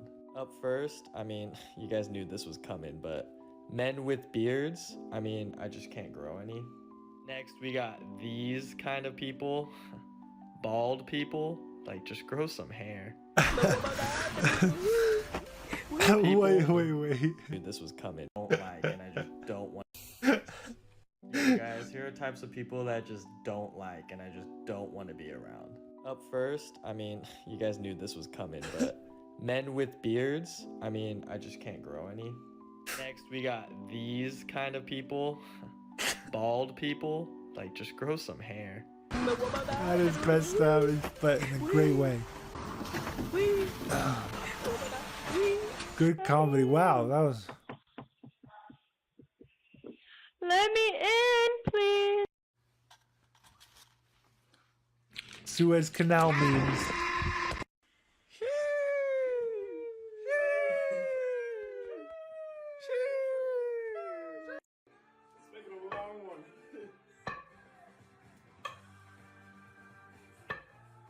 What the fuck? Clean. Oh, you gotta give that shit up. You're gonna play golf. Wow, that is so. That is like, I don't know what you guys think about that. You want my offhand take about this? This is the epitome of a tryhard. Everything about him. Look at his like super shiny boots, right? With his jeans. Oh, I'm just ordinary. Wear a hat, jeans, with my super shiny boots, right? And what? Look at these like bat tricks. This is tryhard.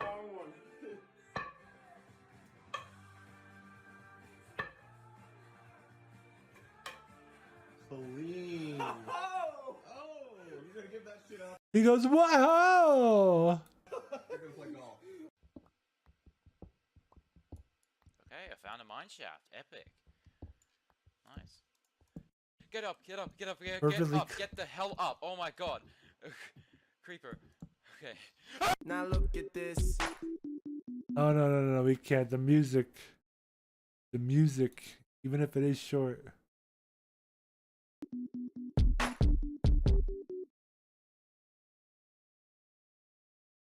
All right, guys. So Trying to I give the decided to Pope do a something pizza? nice Who and was that? install 3 seesaws on the U.S.-Mexico border last year, and as you could see, Mexico removed them and they scrapped them for money. For money? Oh, yo, we fucking got 6ix9ine here, yo. Hey, I'm a rat. I ain't no snitch. What the fuck?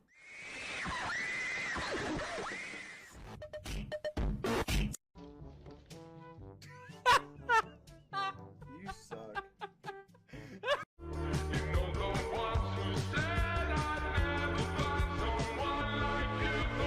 These mother truckers. McDonald's Sprite. Okay, we can watch this guy. Put in McDonald's. I don't know what they put in McDonald's Sprite, but that shit.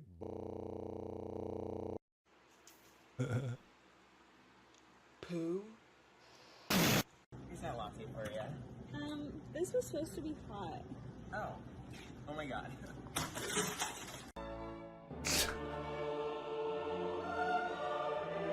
Oh yeah, the new RTX 3090 in stock, $14.99. Shipped. Last known location, Suez Canal. Say you are my bucka. Say you are my bucka. Say you are. I don't understand. I don't get that one at all.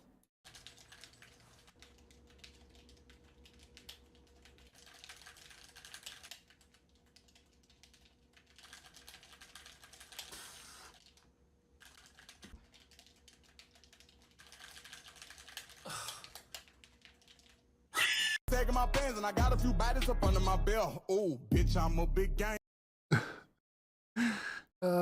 You get the music. So we muted it. Just taking a poop and a tree fell on the house. I don't get the music. Why? Like, it's messed up, man. Your house is. You think he rents it? When your homie fell asleep with his mouth open. What I'm about to do, I'm gonna enjoy it. What the heck? Very, very much. Thanos? What is he gonna do though? Like, Pocket so fat, call me orbit. we can't. Want to see the trick though? Mute the music. Oh, he didn't do it. Nothing happened. Pretty good. Okay. Pretty good.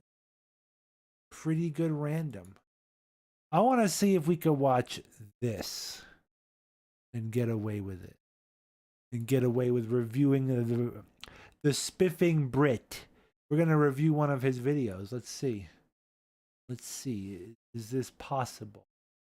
Let's try. The most recognizable fast food chain in the world. It has stores all over the globe and they sell to billions of customers. But today we ignore this monolithic megacorp and instead take a look at the regular everyday folks who are using creative loopholes to cheese McDonald's and profit whilst doing so. So get yourself comfortable as we're going to be taking a look at all of the best times someone has exploited and cheated McDonald's using their own systems against them. And who better to talk you through these fantastic stories than the king of exploits and tea drinking, the Spiffing Brit. That's right, it's me. So ladies and gentlemen, it's time for today's stories to begin. And of course we're going to start with a trip down to the land down under, as we take a look at how some absolutely incredible Aussies managed to completely and utterly destroy the economy of McDonald's.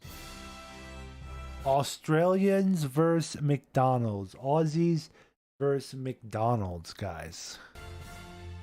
So this guy does a lot of like different exploit videos, even like real life ones. This one's about McDonald's free food system.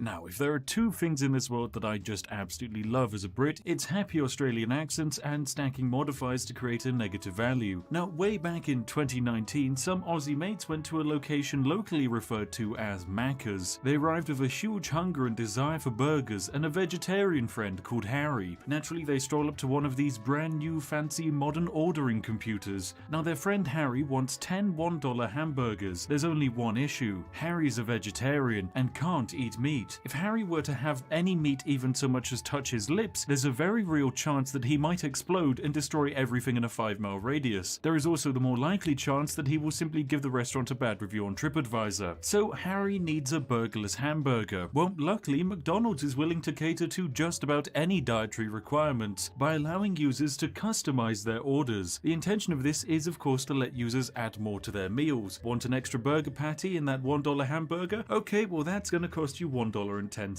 McDonald's decided to charge this much to encourage you to buy a more expensive burger, instead of just adding another burger patty to a single hamburger. There was just one slight issue. By saying that the patty costs $1.10, you've also just said that by removing the patty, the $1 burger goes down $1.10 in cost, meaning a burgerless hamburger breaks McDonald's and gets calculated to be worth minus. Oh my god. So on the automated machines doing this back then in Australia, it would do negative $1.10. 10 cents, meaning McDonald's would technically pay you to buy this product. So not only have these Aussies just found a way to solve world hunger with ketchup bread, but they've also just found an infinite money machine, provided you're fine with all of your money coming in the form of McDonald's food. Now the Aussies here used their newfound exploit to buy 10 burgerless burgers and consequently ended up creating a credit of a standing total of minus $1. Using this negative dollar, they then spent it on a regular dollar hamburger, this time actually containing meat. And this balanced out the total to an incredible $0. All they had to do was press complete. Of course, naturally, no payment was taken as the order was just zero. Yeah, but who wants meatless buns and ketchup? I mean, I understand the gimmick. There must be a loophole, though, that allows you to, like, turn that into other stuff. Let's see. And yet the machine still printed out a receipt and sent the order to the kitchen. After a few minutes of a poor employee trying to make a hamburger without the element of a burger, the order was actually completed and given over to the Australians. And would you look at that, it's a free burger surrounded by 10 ketchupy bits of bread. Now these Australians had just discovered something incredible, and so naturally they shared this knowledge with the world. Now, logically speaking, there is no limit to the amount of ketchup bread you can order. So what would happen if you took this to its logical extreme? Well, in order to get yourself a large Big Mac meal in Australia, you'd need $11.65, or in exploiters' terms, you could have all of this for free with just 117 ketchupy buns. Now, hats off to whoever can convince a McDonald's restaurant to make 117 empty burgers for free, but there is genuinely a real chance that someone actually managed to do this in Australia. Naturally, shortly after the Australians revealed this exploit, McDonald's pulled the classic corporate response by saying everything was fine and security was excellent, and after a few days they fixed this exploit exploit in all of their ordering machines. But this is the power of stacking negative discounts to gain free items. It's a surprisingly common exploit online, and heck, it's even one that I've run into on many different websites. I think my personal favorite was using a loop of stacking discounts on Amazon to gain infinite free gift cards. But hey, that's a story for another day, as we have more McDonald's stories to tell. And trust me, we're about to dive into something very spicy. Ladies and gentlemen, you might need another cup of tea for this one, because we're about to reveal the infinite cheeseburger loop exploit. Now, McDonald's is no stranger to giving away free food, but they always do so on their own terms. Well, allow me to introduce you to a random bloke from England who found a bug in the McDonald's app that allowed him to steal from the rich and give free cheeseburgers to the poor. What do you think his name is? Like, again, remember, it's England, so if it was America, he looks like a Dustin, right? But in England, I don't know. What do you think his name is in England? The man effectively became the cheeseburger Jesus, or Cheesus, by converting a single phone app into infinite cheeseburgers. The new foodie messiah is none other than Jordan Miller, a 21-year-old average British bloke. Now, it all began with a very simple promotion event. McDonald's wanted to celebrate the release of their brand new delivery app with a free gift. For every new user who signed up, they could receive their very own free cheeseburger. What a fantastic way to welcome new users. Who doesn't like free food? I, for one, will do anything for food, which is why today's video sponsor is Greg's. They actually didn't pay me or give me anything, mind you, but they do make some incredibly cheap and tasty.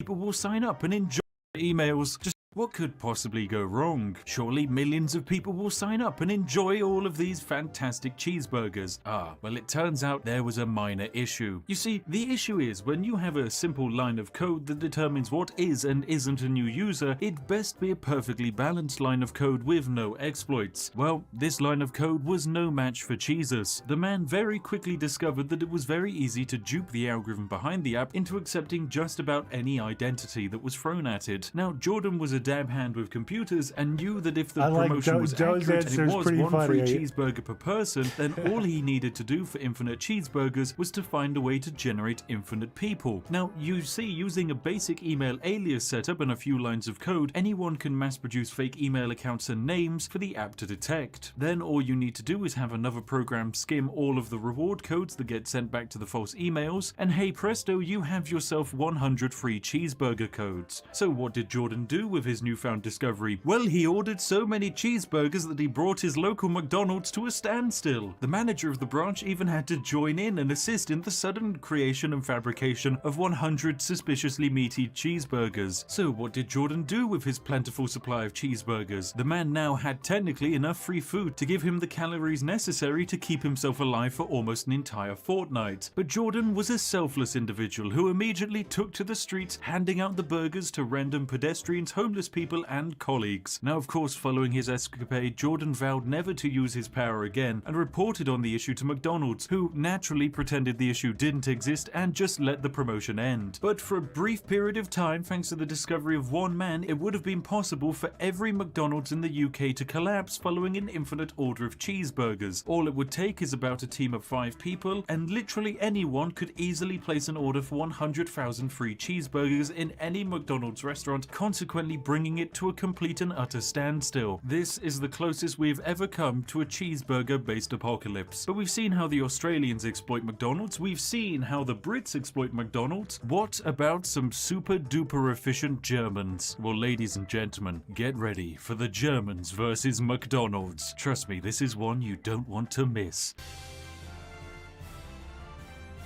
Germans are famously a group of people who are fantastic at many things. The exploiters behind this exploit are a few friends from Hamburg who are coders by trade. Using their experience with coding and programming, they were able to be in the perfect position for discovering this incredible exploit and unleashing unlimited power in the form of free McDonald's food, of course. So Lenny and David are 2 software developers located in northern Germany. Their antics have made their names legendary as the Hamburg Hamburglers. You see, the pair discovered that at the end of the receipts in McDonald's, there's often a link to a survey. And of course, if you do the survey, you get yourself a coupon code for a free small drinks. That's right, ladies and gentlemen. Probably. You can get a free cup of tea. We must secure the tea. More tea, tea, tea, tea, tea. Sorry about that, of course, you know what it's like when our Brits get a whiff of the leafy goodness. So McDonald's, in an effort to basically get more reviews on their products and restaurants, created a system whereby fans of the fast food can review their meals and be given a reward. There's only one minor issue. Lenny and David noticed that the review website's code was structured in a way that meant the information triggering the McDonald's server to print a new voucher code was always the same, meaning all Lenny and David had to do for unlimited drinks was create a program that just replicated the instruction and repeated it over and over again. Instantly, David and Lenny now had access to more suspiciously meaty milkshakes than they could ever possibly use. But this was just the tip of the proverbial glitched iceberg, as McDonald's had not satisfied the Germans' appetite for exploits. They knew that if it was that easy to get the server to print out coupon codes, they could probably find a way for it to print out any coupon code for any McDonald's product. It took them 5 hours, and then David managed to crack the code. You see, McDonald's used a linear coupon code system where basically if you can predict... I like how this guy uses like copyrighted, not copyrighted, but these type of like Spiffco images that, you know, they want you to buy. I like that, how he uses them. The sequence for a product's coupon code, then you can get the McDonald's server to effectively print as many coupon codes as you like for whatever food you like. So here's how the exploit works. Lenny and David get peckish, so they load up a VPN on their laptop and then they go onto the McDonald's survey website. They then decide that of course they want some nuggets and they run the nugmaster.exe program. The McDonald's server detects that someone has just completed a large quantity of non-existent surveys and needs to be rewarded, so it creates a brand new nugget coupon code and shoots the reward immediately back with no questions asked. So David and Lenny then waltzed into their local McDonald's in Hamburg and collected their 17 euros worth of free food. And with that, the entire McDonald's company collapsed under the financial pressure of giving away free food. It was so sad. Grimace even came out of retirement to announce the bankruptcy of Mr. Ronald McDonald. And on today's video, just one like equals one prayer for McDonald's. Maybe if we can hit 50,000 likes, we can save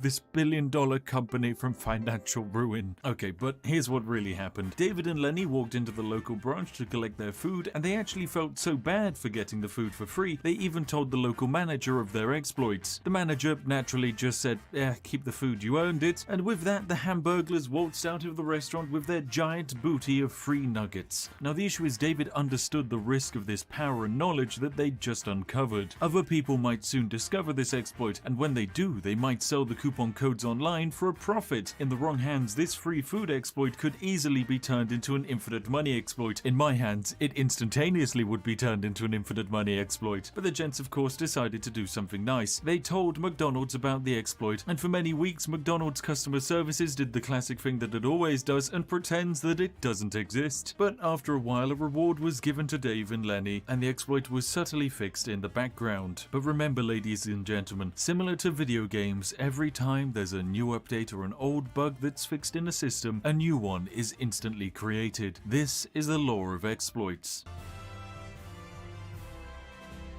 And there we have it, ladies and gentlemen, all of my very favorite McDonald's vs exploiters scenarios, where as you can tell, pretty much every time McDonald's lost out. This is the power of exploiting a very simple system, and my goodness is it just majestic. If you enjoyed learning about today's exploits and you want to see more like it, then hey, recommend a couple of companies down below. I'll be more than happy to actually reveal every single exploit that exists in all of these companies' histories. Every single company has a million exploits that have happened in the past and are in fact still active. It's insane. And if you of course want to see more exploits as and when I reveal them, make sure to subscribe, and heck, you can even turn on the notifications for this channel to make sure that you're always...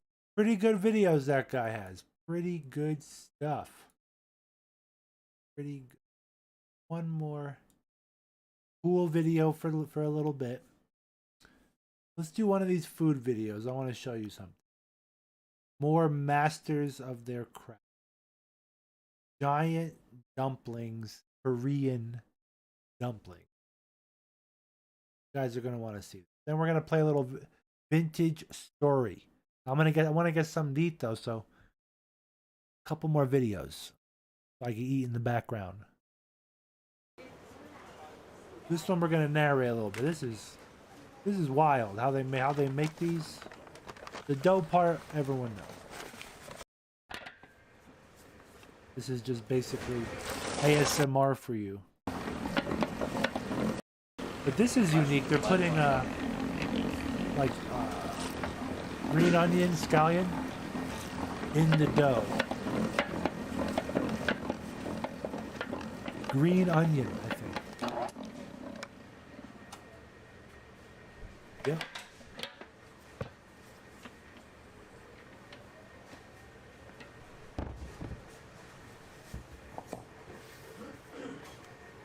This is definitely something Bellagio would eat.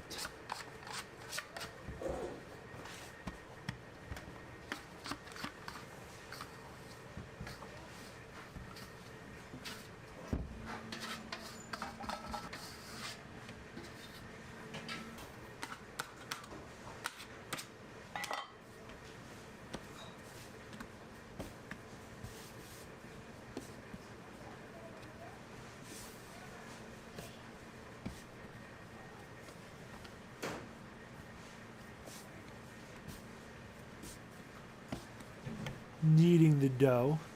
That's what I think makes it into the end product eventually.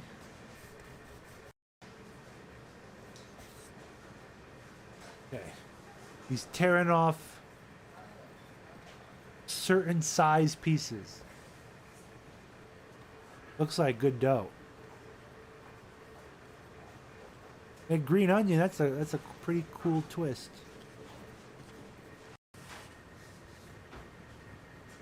Very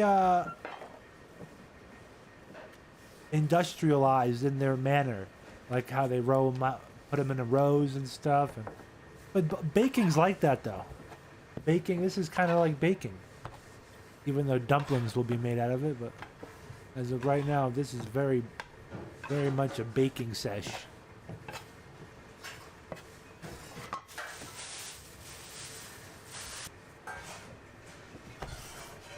Ooh, the stuffing. Looks like pork, green onion. Look how they stuff these though, man. With like a little spackle. Or no, like a bent spoon? This guy's using like a bent spoon spackle. And he's not like he's like literally stuffing it in like a baseball. I think this is wild. This is a disc of dough, and he's packing more and more into it.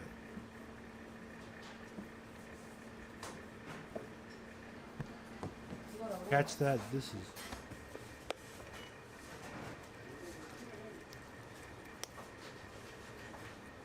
pretty awesome.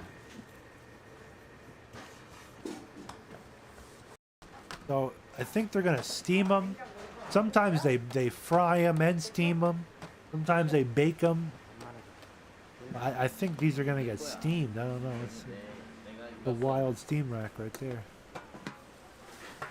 Oh yeah. Man, these are good.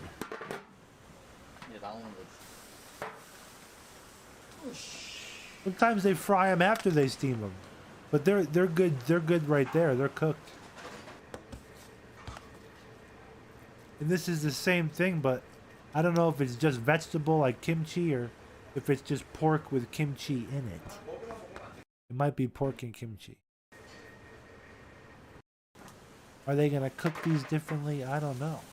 They're just going to steam these. Yep, same. And look how they serve them. I guess they give you one of each, huh? Oh no, that's two of the same. They color, the red one has color on the side, you know? Wow. They're going to break it open for the people? Oh, wow. Pretty good. Pretty good. And then we got one more.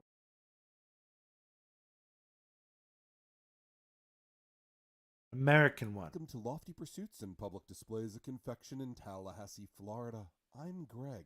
Today Jake is making shamrock drops. So this place is in Tallahassee, Florida. You can actually order their candy online. I've ordered it before. It's really good stuff. All their like stuff is history, antiques, or from like the 1800s. This candy roller's from, and he uses like real, pretty cool oils and stuff. But the videos are pretty cool. Let's take a listen. Using an old drop roller from the 1800s. Again, another masters of their craft video. Future food videos, we'll go back to the wacky, weird, and disgusting stuff. This is part of our drop assortment. This particular one is flavored in Irish cream, but they're 9 in total, and they're shipping now.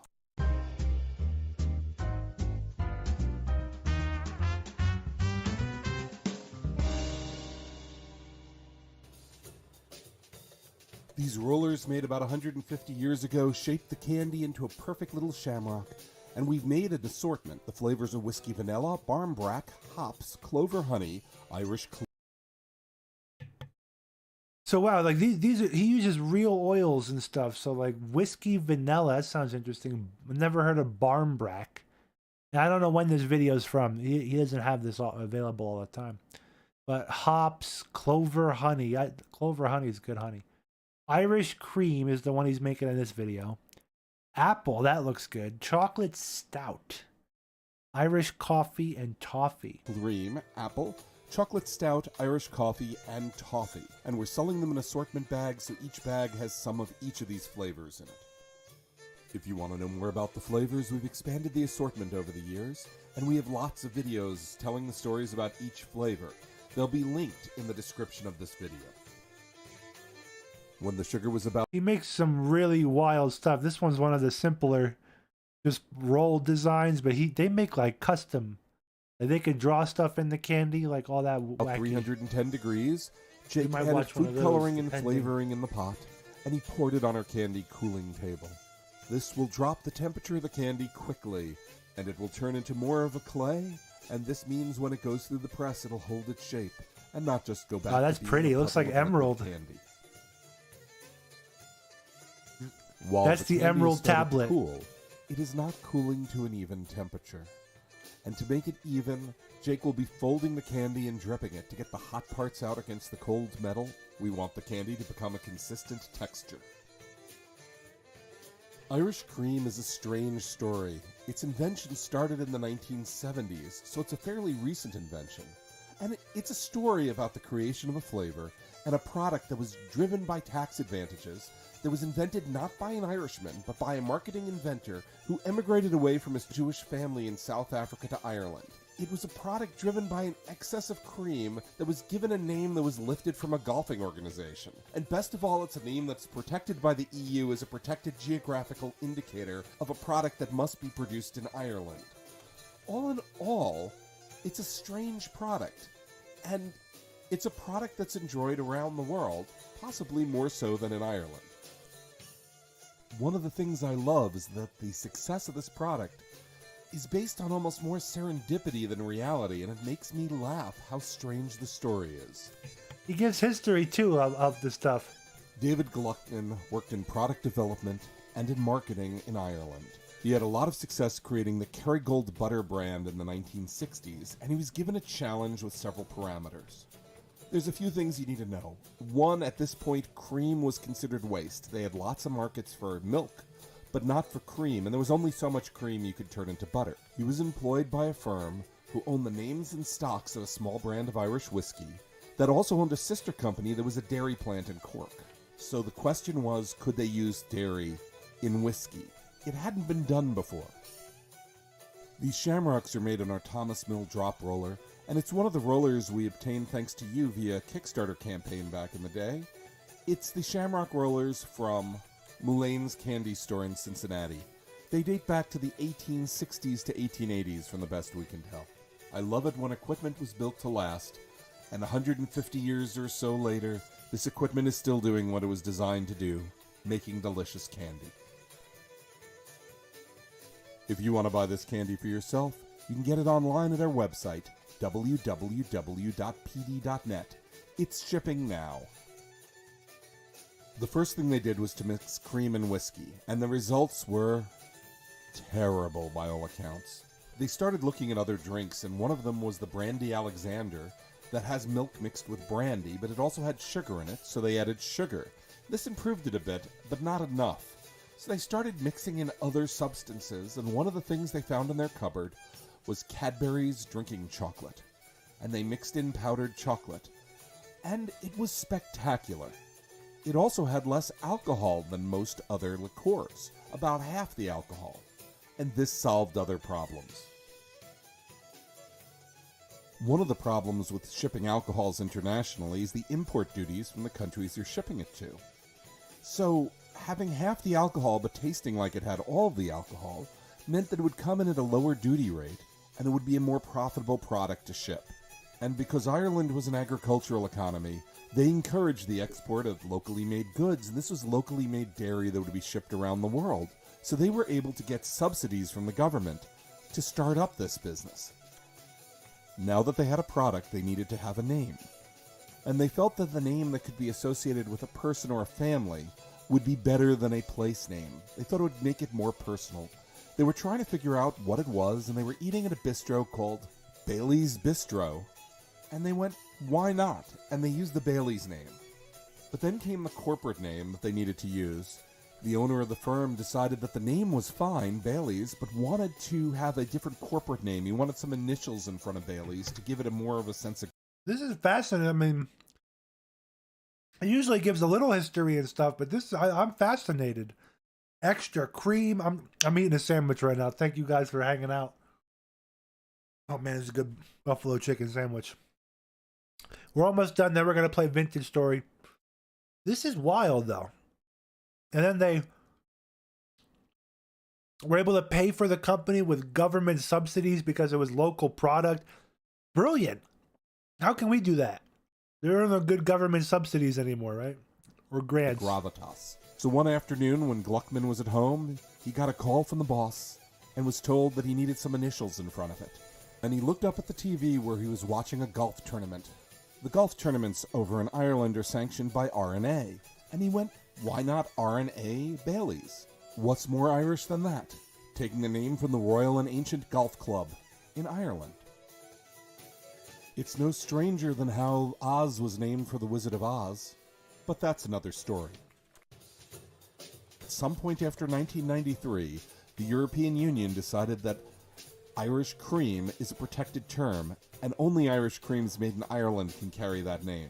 So we're left with a drink that is made in Ireland of Irish whiskey and Irish cream, that was cobbled together by a gentleman from South Africa, that was named after a bistro, and the first two initials of a golf organization. A product that talks about its cream but doesn't talk about its chocolate content. Somehow this seems like the most perfect product possible, and we're capturing that flavor in candy to take even a few more steps from reality. All that's left to do is to break apart these sheets into their individual drops. If you've ever wondered why candy is sometimes called drops, well, it's because we drop it.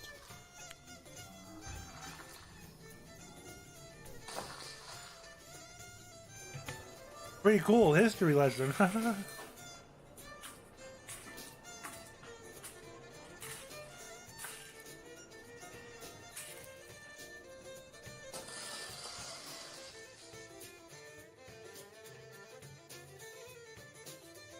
He must have some more history on this. Let's see.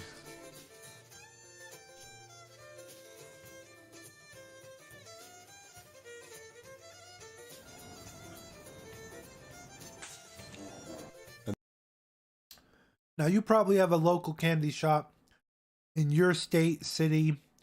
Go there first, for sure. But if you don't, this is definitely a good second alternative. These guys make some good stuff. There we have it, the Irish Cream Shamrock Drop. One of the 9 flavors in this assortment. And now we need to evenly mix the candy, and we do this by hand. We're regularly asked what these little white slips of paper are. They're desiccant packs. They absorb moisture from the packaging in the storage container. They're food safe. Their point is to keep... They're edible if you're a zoomer, the desiccant packs. I want to... Man, that was good. I'm about ready to play some Vintage Story. We'll save the rest of these videos for later. Pretty good. Pretty good. We're gonna go to the game window. You guys are gonna like this. This game is wild. When you see it, we're gonna end the recording here. Restart a recording.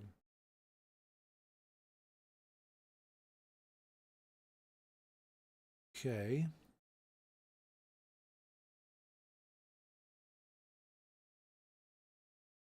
I want to make the recording a little. Wow, that's too big. 1500 kilobytes. Make it a better quality recording, so when I upload the recording of the game, it'll look better. Pardon me. Let's see if the game capture captures this.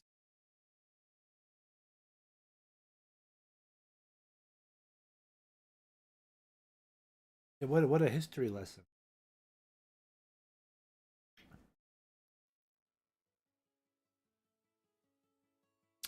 Irish cream. Good, the game works. That is good. I gotta get the sound right.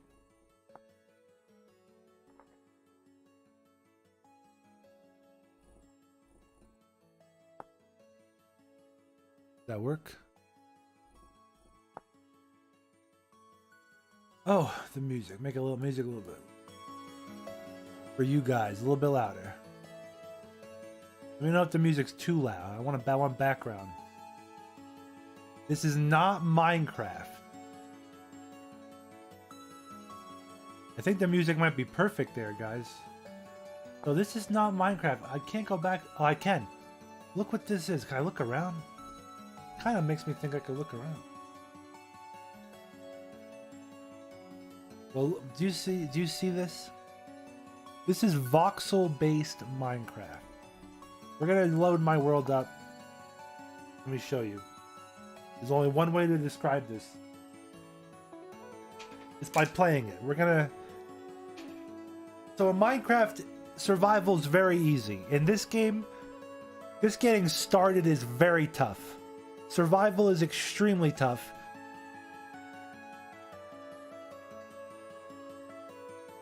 And the crafting is very interesting. We'll play a little bit of this.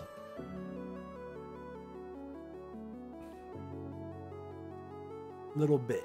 We'll start a little stream series. I'll give some tips too, because there's not a lot of gameplay of this in world. Real life. Okay, this is my little... I built it into the side of a hill. I just basically survived in the side of a hill and it became my house. We're not going to go outside at night because it's dangerous. I want to install glass windows. That's our first thing. I have some clear quartz here. So we're going to do that. I just figured out how to make glass, so I think it's quartz in the middle and sticks on the outside. You're saying, Bellagio, this looks just like Minecraft. Well, you'll see in a minute how different this is. Hold on. There you go. That's how you make it. So that made quartz glass. Okay. I guess we'll make one more for now. Just to... I want to plug up some of these windows. Because, guys, let me show you. In this game, there are systems upon systems. Look, this is my character. Bellagio the Commoner. Look at my hair, dude. I have a mullet. There's armor. There's body temperature right now. Satiation level. Health points. My diet so far has been pretty good. Fruits and vegetables. No grain. High protein. No dairy. We got bonuses eventually. I think if I press F5, I could do camera angles, right? Look at us. And you're asking, what are all these things around you, Bellagio? You're gonna see. Let's plug up a window there. Let's plug up a window here.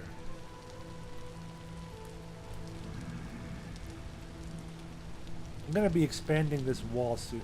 We're gonna be expanding this whole house. Put that there for now. Screw them. Let me show you some mechanics. We have to, like, oh man, guys. too much. What do I actually have to do right now? Because that'll make it better. I just found some galena, which is basically lead. I can make lead ingots out of it. These are all the things I can make. You press H. It could be smelted into a lead ingot. But I think I can make an alloy with it. Let's see. Oops. So an alloy for molybdenolchalcose. Melting temperature. It's an ingredient for lead plates and leaded glass window panes. Wow. The lead's actually useful. We should. Wow. How do we make that? It's glass? I don't think I have glass. How do you make glass? Glass is made by clear quartz. Oh, cooking, smelting, or baking. You son of a... So I just made like a crude version of quartz glass. I have to smelt it. Okay. Well, that's for later. That's for later. Let me give you an example. I need to make a new tool. I think my knives are running low. So I'm going to make a simple flint knife right now. This will be a good intro to this game. How is the music too loud? Let me know if the music's too loud. So look, we're gonna make a knife blade right now. 2 knife blades, to be honest. Let me sit down on the ground. Let me show you. Look, right now we're sitting. We're gonna sit down and we're gonna flint nap this knife out. Well, knife blade. Then I have to attach this blade to a stick. But I think I used all my sticks. So this kind of we're kind of screwed till we go outside in the morning. I do want to kill some of these monsters because I have a couple mods installed right now. Not many, but one of them is an increased drop rate for these stupid monsters, because they don't have any drop rate. So now there's a reason to go fight them, you know. So I can make the knife blade now, but let's make some lead ingots while we're inside for the night.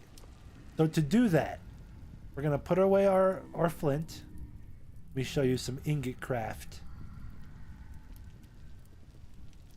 We're gonna take the peat bricks away because we have to put charcoal on this fire. We're gonna throw the ceramic bowl too. We'll pick them up later. I need some coal. I wish I could make the knives and get them out of my inventory. It's not happening.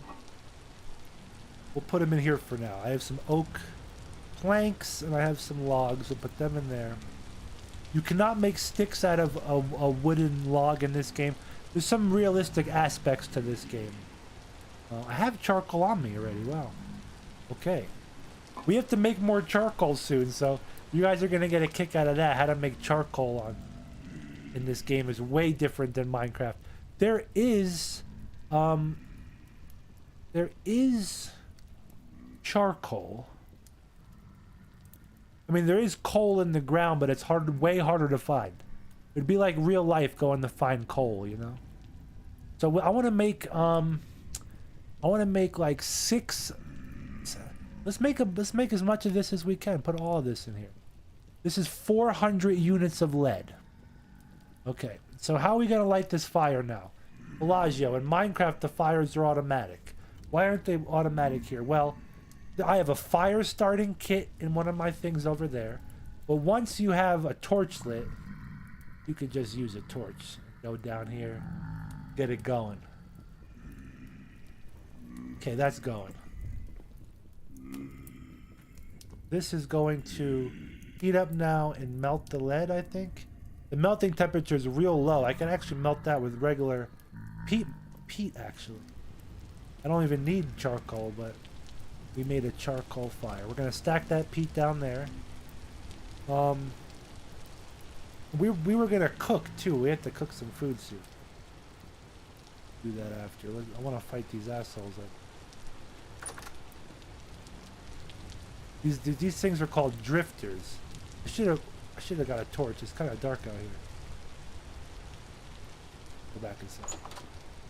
I can put a torch in my other hand. And I don't know the hotkey for it. I wish There's a way that you could just swap it by, without dragging it, but I don't know that yet. You're gonna learn it someday. Someday, Jody. Someday. Well, this is my house. Tomorrow morning you'll see it better. I'm stealing a bunch of cobbles. Cobblestone is not like Minecraft where you just pick it out of the ground. Different than that. I'm growing a turnip there, but my garden sucks because I have no fence. And animals in this game, they will eat they literally, it's worse than Minecraft. Minecraft, they'll like fuck it up a little bit, but this game, they actually eat it. If you notice, oh, there's one. The surface drifter. The little goblin. Okay. We need it. We need the knife to harvest stuff from these things.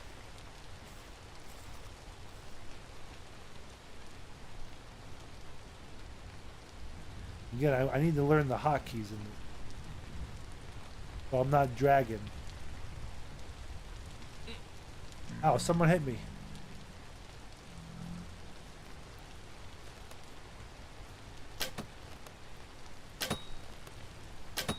Uh-oh. Oh. Run! There's a lot of them! Oh, they're running away now. Where do you think you're going? So sometimes they drop cloth now. It's highly important. We need to make, or linen or something. Here it is. I need crap. I don't need the ceramic bowl, to be honest. The fat, I'm just gonna eat the fat right now. How gross is that, right?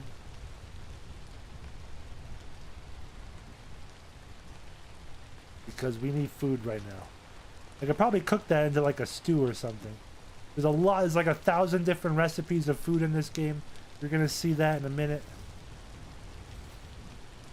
This guy has nothing. I think it's a glitch. Okay. Almost daytime. That torch went out because it's raining. There's lanterns in this game that we're gonna make with that. Let's go check on the lead. We'll go back and get sticks later. Almost daytime. So look, the lead now, guys. We have to make more of these. Oh, we have to up production. I'll show you how to make that in a minute. The lead contains molten metal. Okay, this is not glowing though, which is odd to me. Usually glow. So we're gonna fill this up with lead. It looks differently than like molten copper, for example. It actually looks like lead. That's cool. Okay, those two are done. I guess we'll put this back on the fire. Keep it from solidifying, and it will solidify. We're gonna make some more of those with blue clay, not fire clay. But watch this, ladies and gentlemen. I want to make 2 raw ingot molds. Oof. I might only have enough for 1. Let's make 1 at a time. Tap this out. Right now we're molding with clay. But it doesn't knock it away. Like the rock napping, we have to actually get rid of it. And mold upwards now, see? See this? Let's get lower so you can see better. Oop. But we actually have to design the molds. It's not like some of the stuff in here is like advanced Minecraft style building, where it's you're making designs, but then you have this voxel crafting, which is awesome. Now we could duplicate layers. See, we got 1. I can make a bunch of these actually. 2 more.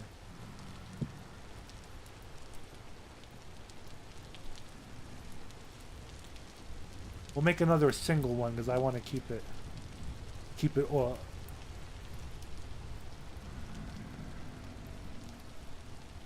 Oh shit. You have to go back to single.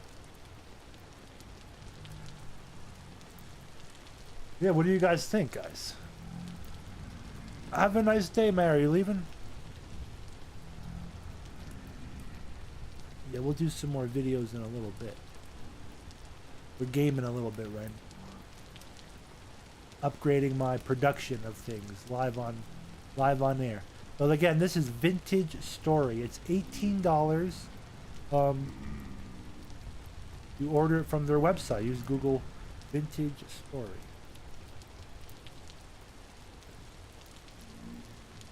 Yeah, I have a lot of crap on me. We're gonna have to decrapify, I call it. So I had to build these things and then warm them up and make. I don't like before I knew how to make chests, treasure chests. Let's put this ground. Right now we're gonna bake this raw clay mold to heat it up. And this lead should be done by now. I gotta put this down. But that's my cooking pot. I think it's too hot to hold still.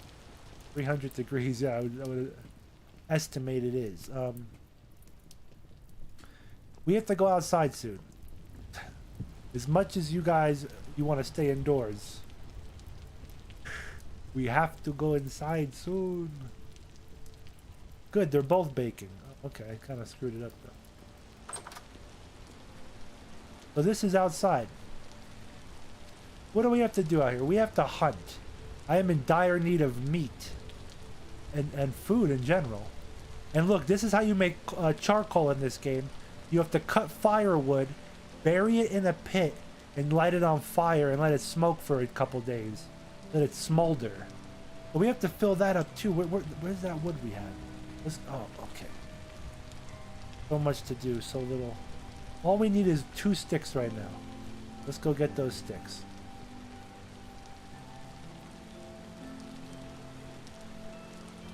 Oh, this is rye. That's good. We can harvest that when it's grown. Here's some sticks. I could also punch branches, but I have a special tool to harvest sticks from branches. I just kind of want to get 2 of them.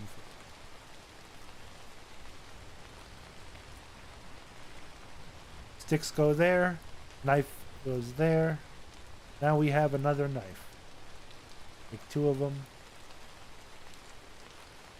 We will come. Oh shit.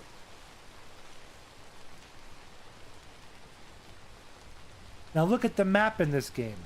This sets it apart from Minecraft 2. This is everywhere I explore. You could put icons down. Like I found a couple of cool things I hotkeyed, you know. This is my first source of copper I found. I think I harvested it all, but I kept it there so we can go back and look even deeper. A lot of different tools in this game. We have to put some stuff away. Like knife up there. That's a tool rack. It holds tools, as you can see. Get the wood. Get the wood.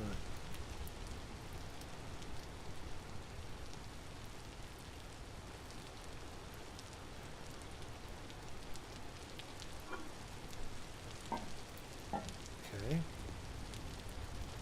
What about over here? I'm looking for if I have any of this linen stuff. Flax fiber, I don't. But that charcoal goes there for me.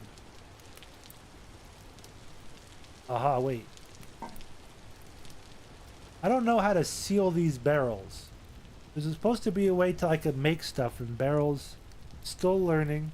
Maybe I need planks of wood. I had planks of wood. Maybe I need nails. I keep putting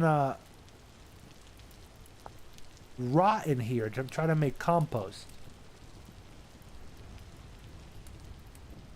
We'll look that up a bit. I want to get rid of this wood though. So we're going to take our axe, put it up here with the wood, and we can make a bunch of firewood. We have to make charcoal soon. Get that started.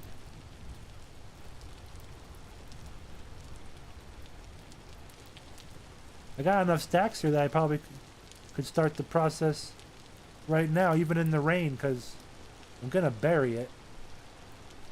But let's fill it up. Fill it up.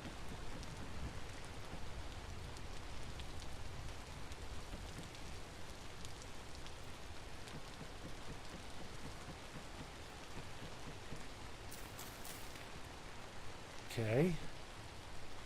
We do have enough. Heck yeah. Pecorino. And we have enough to start the fire.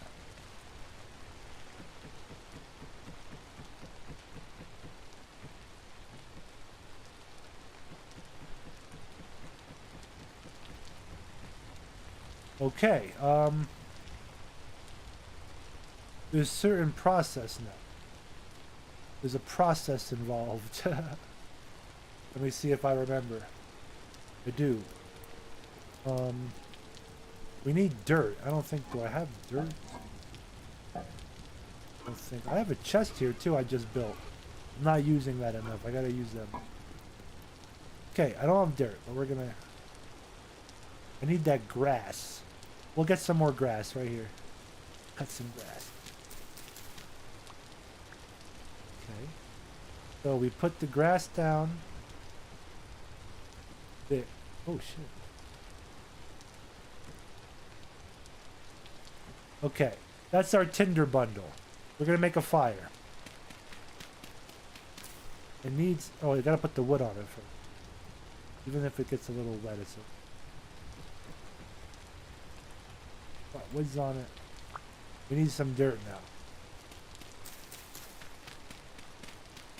I don't want to use my shovel.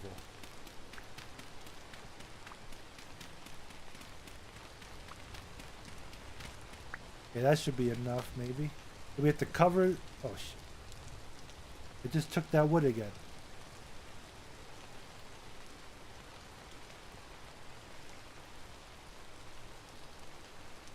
I'm not crouching when I...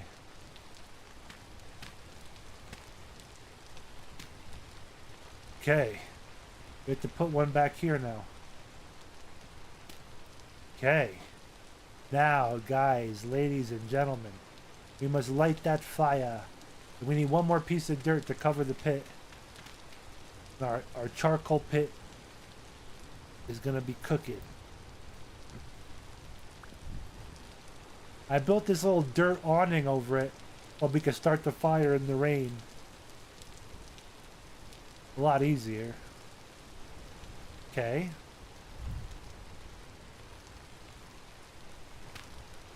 Okay, is it smoldering still? We lit the fire. It says it's going to take, you know, like 24 hours in game basically. Okay, charcoal pit's working. Perfect. Walking away. So, let that go in. Let's check on this lead. What's going on with this?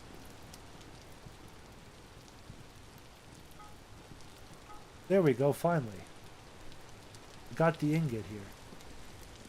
I think we could work on it without heating it up. I think that's how crazy lead is.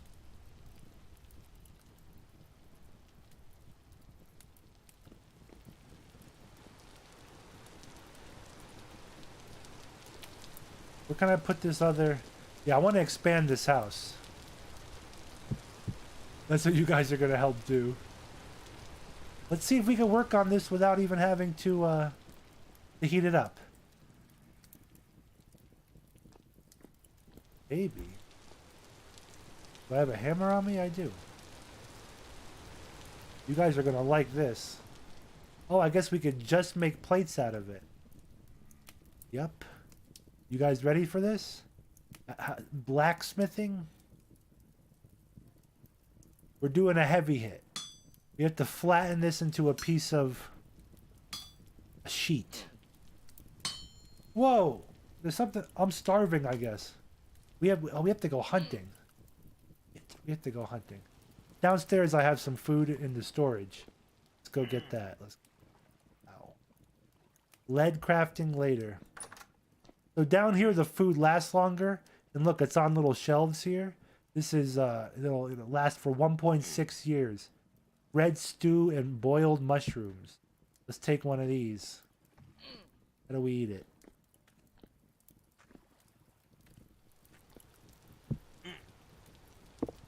Take a bowl, maybe? Yep.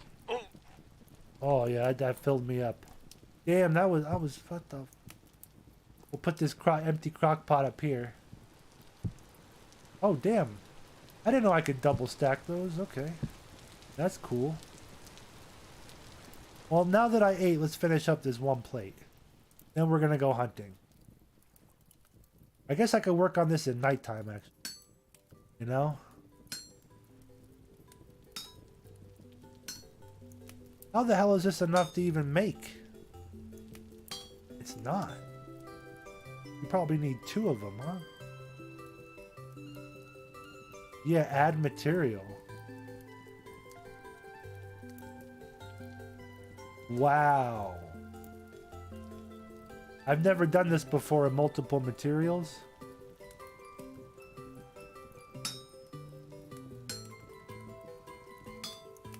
Pretty freaking cool. I've never... So it does take 2 lead ingots. I mean, if we're smart about this.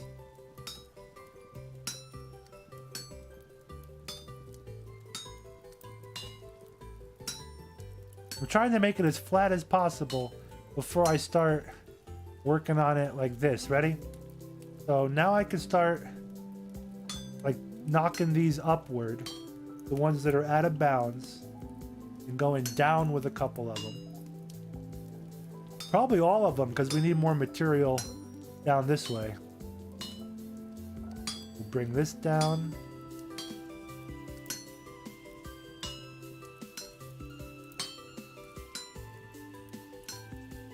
Okay.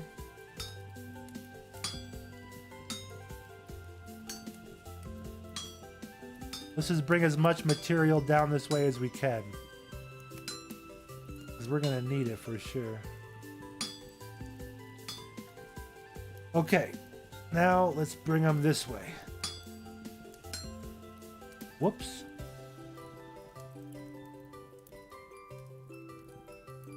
Thought I had to go right way.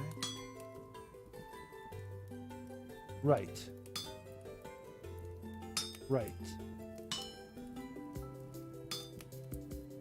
Okay. We got to bring much more material down.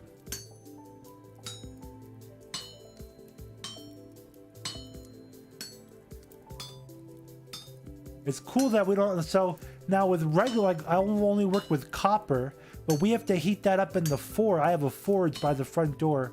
I'll show you. It looks like a little stove, I guess, but basically we have to heat those copper ingots up in the forge before we work on them, you know? But this is like, we're working with this cold. It's almost a sheet. Then we can, I think we can make a lantern out of it, or...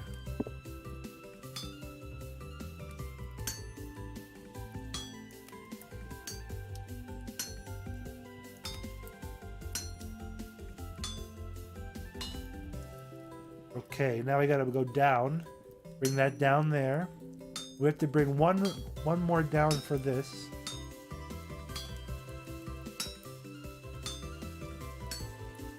Pretty interesting crafting, right? Like, this is taking us time. We should have done this at nighttime. My hammer broke. Perfect. Let's go hunting. We'll come back and do that. Interesting crafting system, I think. Okay, hunting.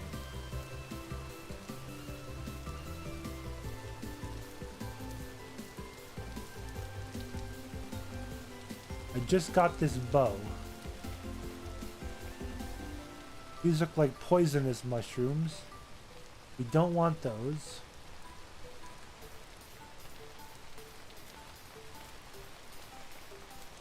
There's a lot of different animals in this game. Most of them are dangerous.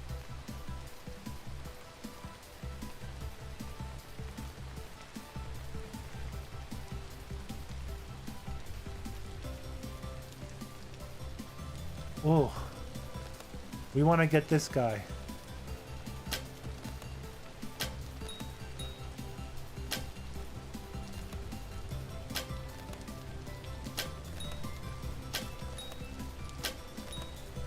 He has no idea where he's getting hit from.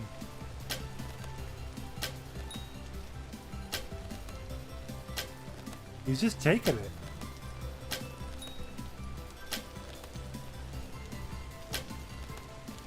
This game's easier to mod than Minecraft also.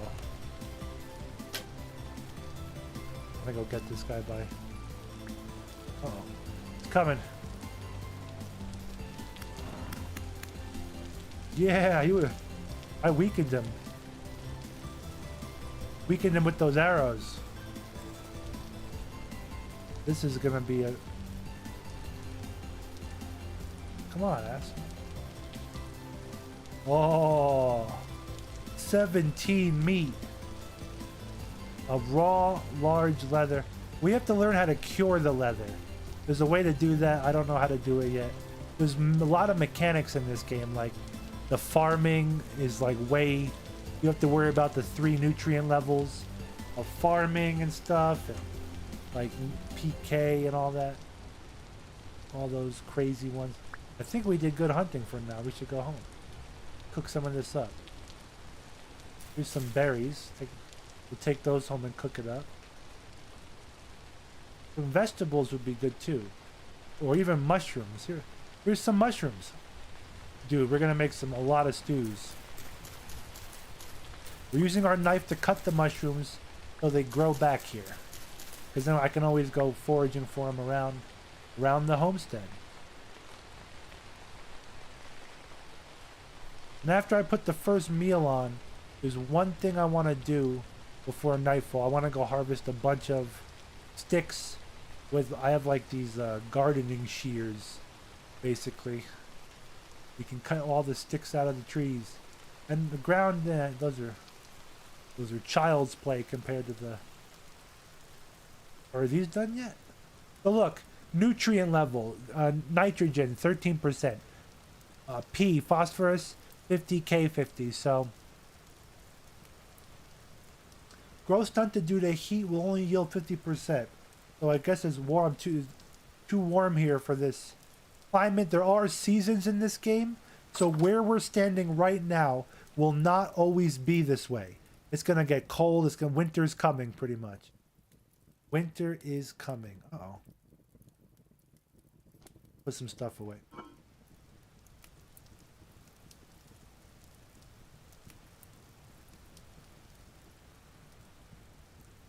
I wish I knew the hotkeys. There's gotta be a way. So if I hover over the leather and press H, it tells me ingredient for oiled hide, soaked hide. What is oiled hide? After 48 hours cures into... Oh, it's just fat and hide. Okay. What is it used for? Probably leather working. I think we should cure them all.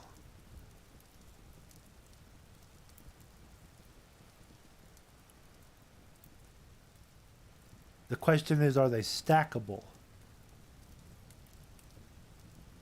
Yes.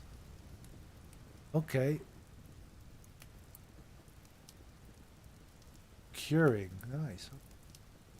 Good to know. Good to know. So let's take our vegetables out. We're cooking. We're cooking a lot right now. I don't have any more. Cure them. Okay, let's get cooking.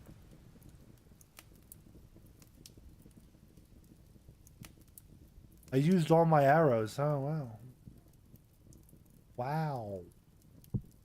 Fire here. Food on the fire.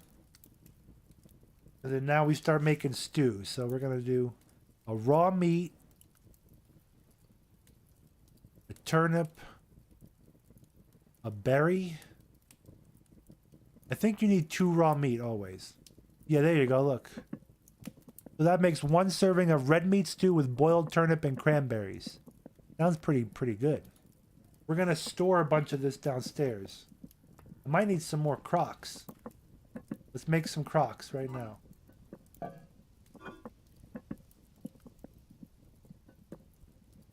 wonder if I have enough blue clay for this process. Let's just make 1, I guess, until we figure out what it takes.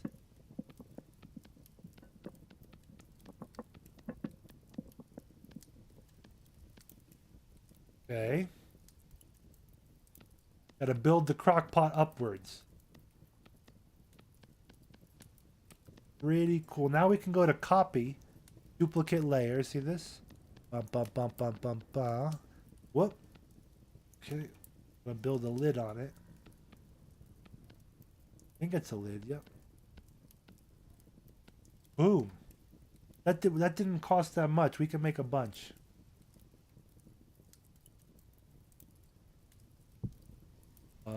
Four. Oof. That was a crucible. Okay, we're gonna go back and make that in a second. Let's check the progress. It's cooked. Put it up while it's hot. Pour it in. Blocked.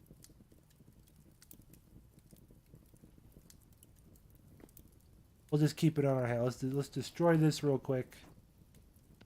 Do boom, boom, boom, boom, boom. Get this made. Put the clay away.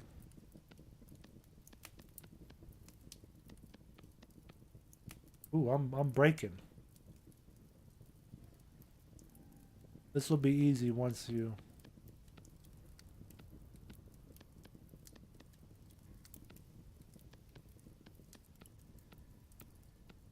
Might have to sit on the ground and get closer. I'm missing all my shots.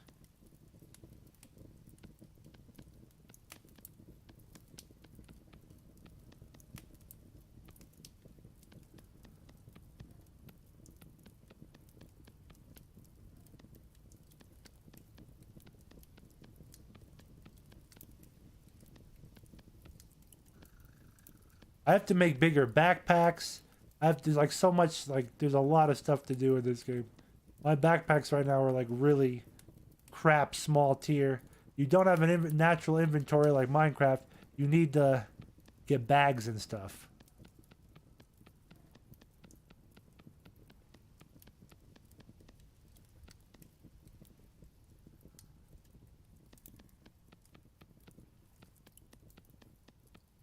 See what you guys are talking. Oh no.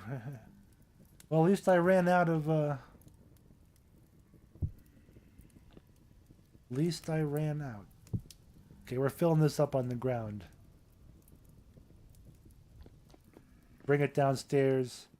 Throw it in the cellar where it lasts for years.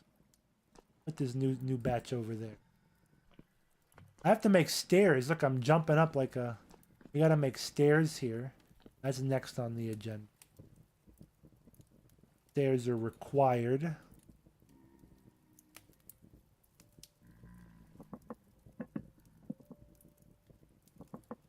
Turnip and mushroom this time. We'll do cranberry again after.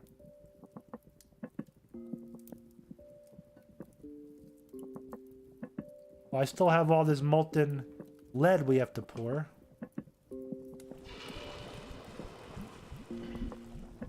Just get that poured, you know? I like the effects in this game, like the steam, you know? All the different little effects. We're still making that sheet, but it's later. That's a nighttime job.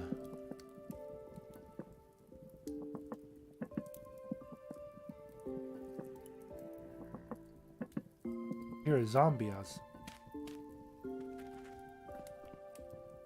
I have a mod also that extends the burn time, like makes it a little bit less grindy, basically. Because I don't feel like, you know, playing like a job. I feel like playing a game, put it that way. We have one crock that's ready to be fired in the fire.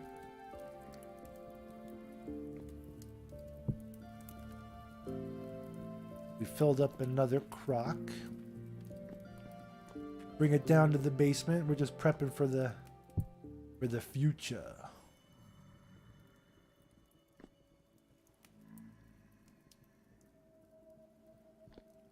Interesting.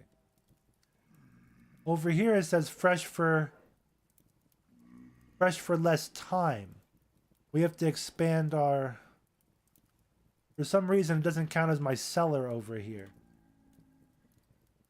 Huh. Yeah, we have to fix that.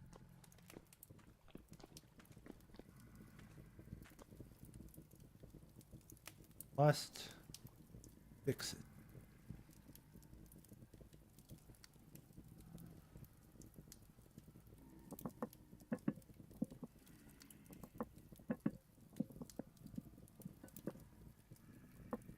Okay, cooking that one.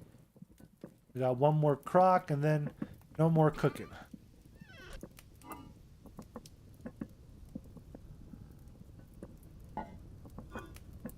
I guess I should cook something to eat, yeah. So after that, we'll cook one for ourselves.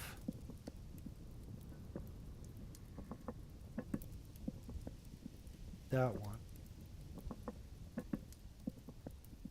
Okay. We are almost 100% good. We have to build more shelves. We have to dig out downstairs more. I gotta figure out. Let's get a torch in our hand too.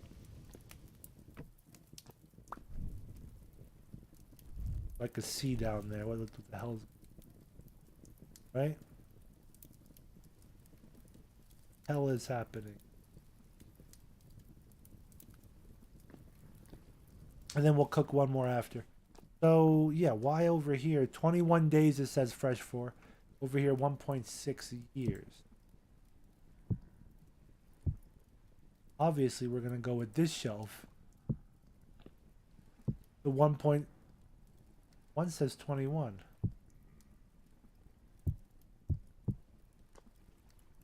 Now they all say, oh, what? Maybe the heat from the torch is affecting it. That's very possible.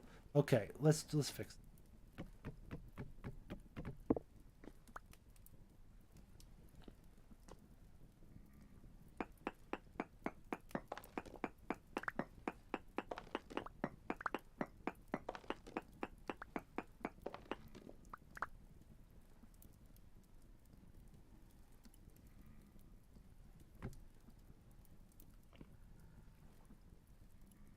Okay. Let's see. 26.8 days. 21 days. Let's get rid of the torch. Oh, I want to actually. We gotta dig more before I get rid of the torch. Expand the.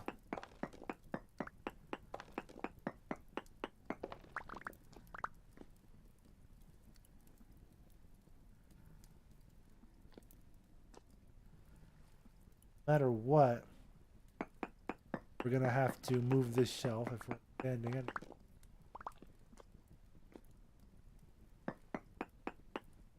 We don't have to go too big.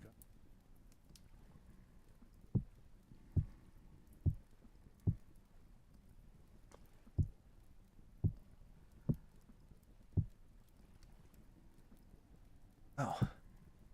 You store a lot on those things.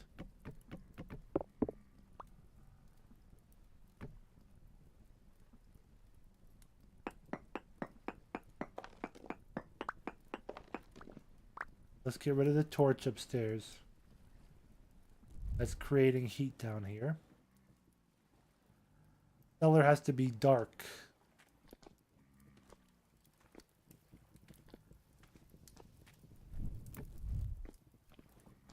Down there.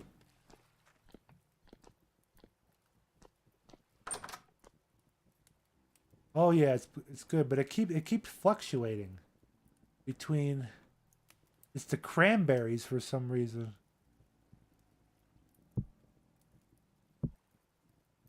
Two years. 2 years.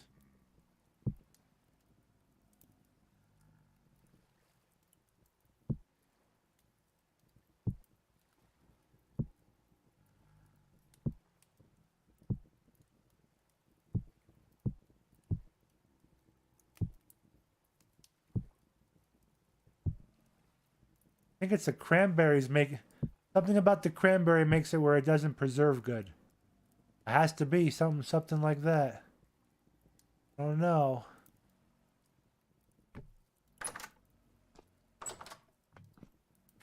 We'll check on it again later.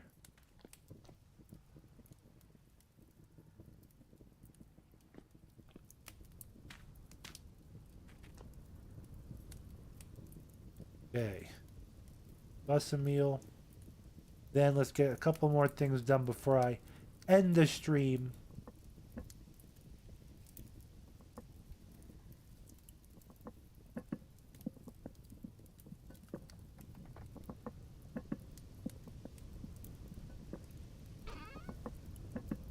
That in here. We have to make a bunch of fire bricks from this fire clay.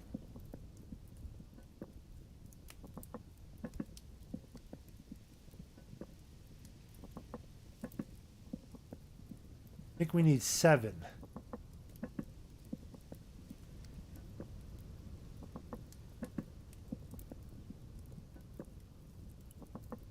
Not too bad.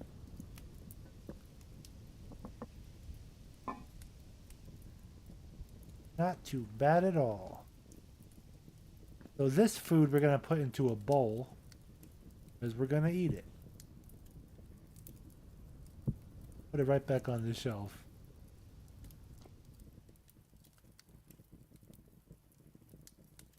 Fire brick. Oh, the fuck. They have to be heated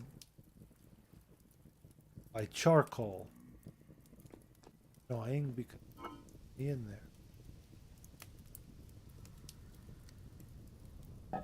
I gotta keep 1 fire charcoal only, 1 fire everything else, put it that way.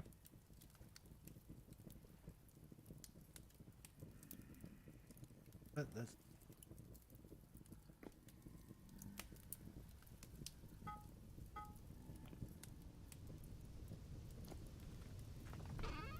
put the lead ingots in.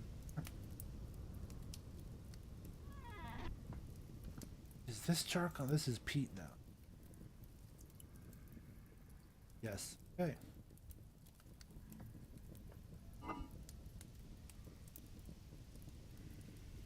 I need blue clay to finish this.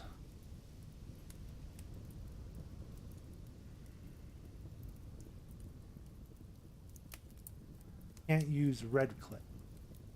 What else do I need? I need another copper pick soon. That's about it. Pretty good. Oh, these are what I need. Let's go outside real quick. Need to get some sticks.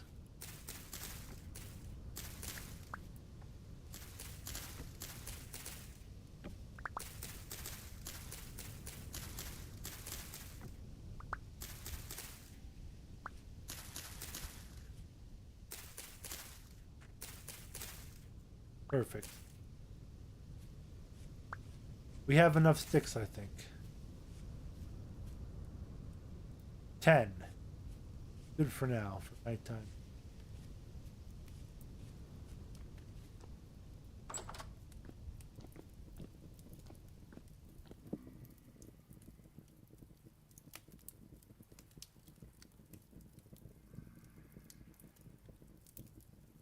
Prospecting pick goes there. We're not using that for now.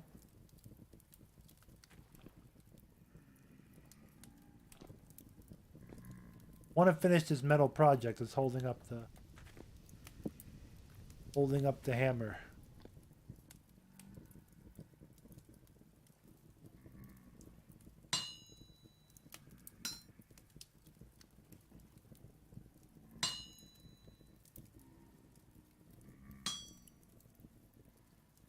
We're going to be wrapping up this stream in a little bit here. But thank you guys for hanging. It has been awesome. We're not leaving yet. We're going to finish up these last 2 things.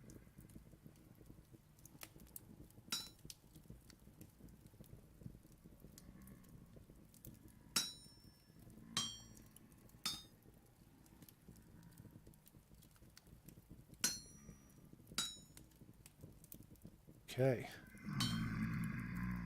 Oh, the drifters are here.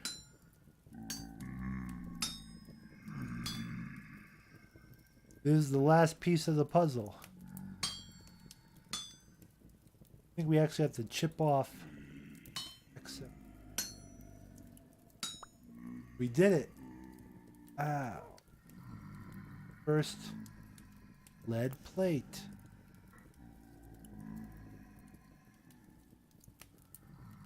What I really need is to do some copper.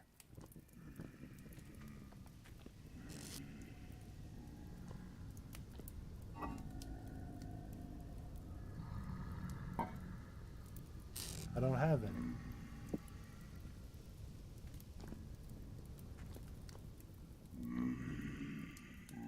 Those good. Those are cooking.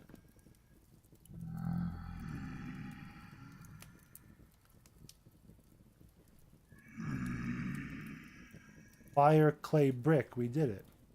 Now with these, we make something called bloomery.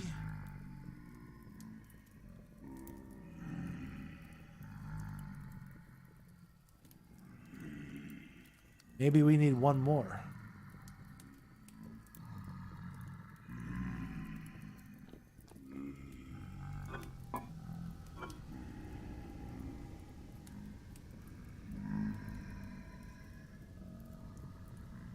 One more.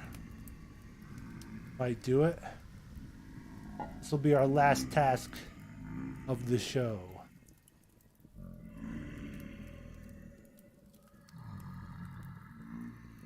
Fire this thing up.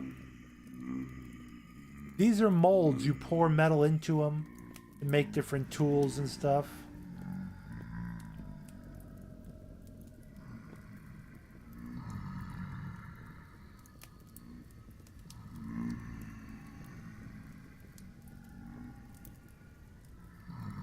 What do we do with lead plating?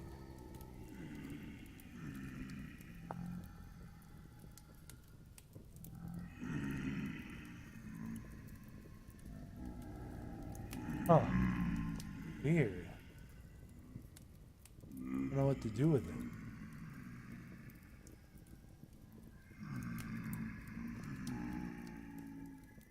Okay. I think you make a box with it. There we go. The bloomery. This is like a super forge.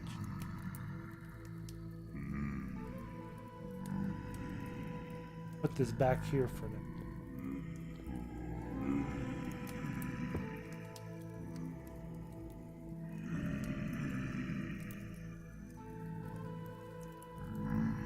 Oh, it looks different than how I saw it. You can smell stuff in it. High octane stuff. Stuff that won't smelt in the normal crucible. We're gonna make 4 copper bars right now. Then we're gonna end the stream.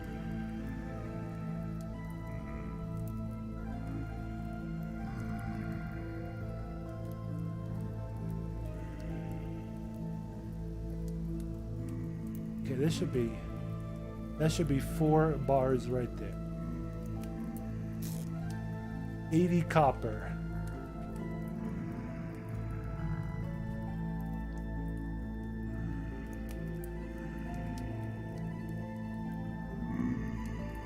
Heating up.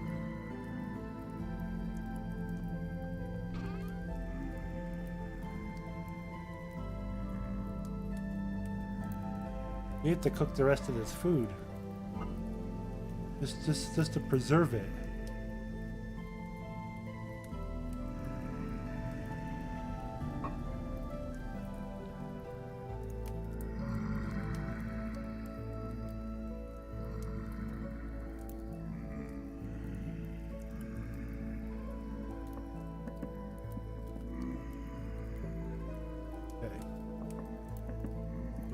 We're cooking. We cooking. Wish I could make some more crocs. I guess let's make one out of the rare fire clay. Out of necessity. We'll just make one.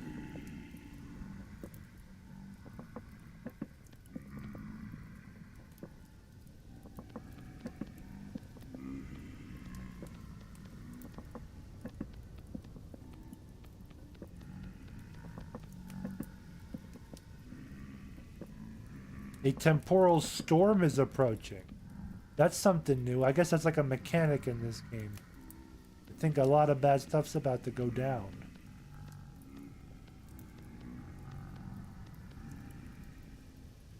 Better finish making this crock.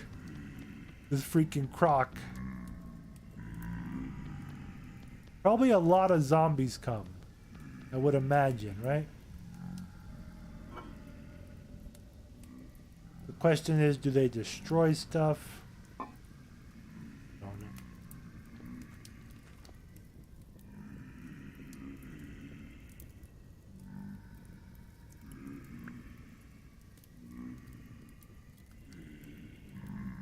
We have to warm this up.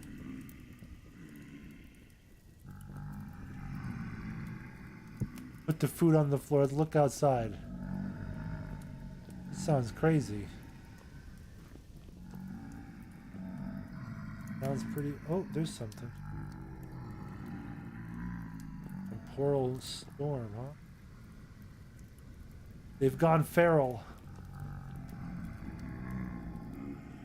We got the molten metal, guys. Oop, the molten copper.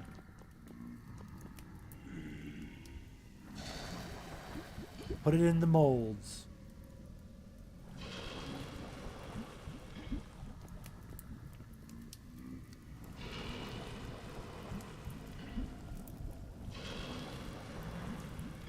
Yeah, boy. Those have to cool down.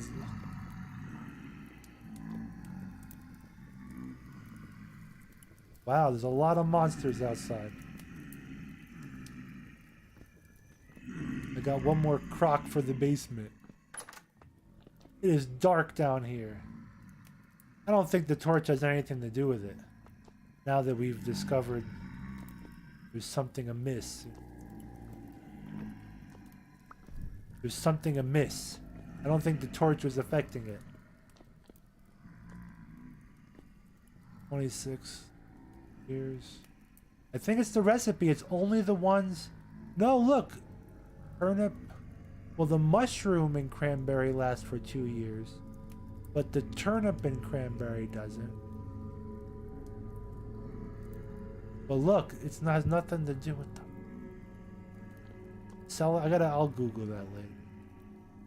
Cellar mechanics? Maybe I'm not deep enough underground to keep it cool. I gotta go deeper. That's probably the problem. When I install the stairs, I'll go deeper. That'll be a different room. Okay, and that's pretty much it. That probably the end of my show, because I have to go do some real work. This was fun though. Wow, I'm gonna save during this temporal storm, and I'll deal with that when I get back. Pretty cool. So I haven't showed you all the mechanics yet, but I've shown you some. This food is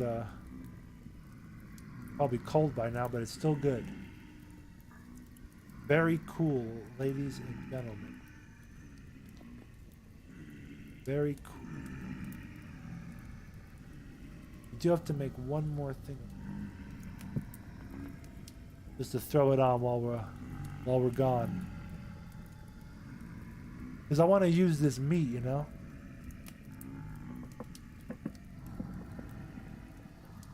Still, 26 days in the game is a lot. So that's still better than nothing.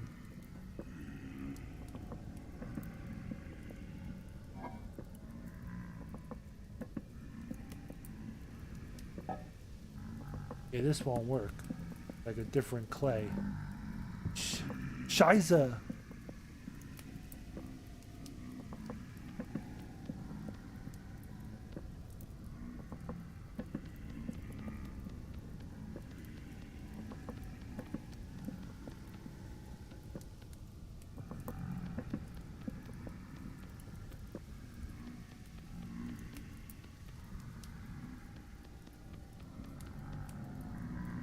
Copy this. Boom, boom, boom. Just make one more crock pot for store. I mean, I don't know how long this temporal storm's gonna last. This is like the Suez Canal, you know? We might have to stock up on beef stew with cranberry in it for a while.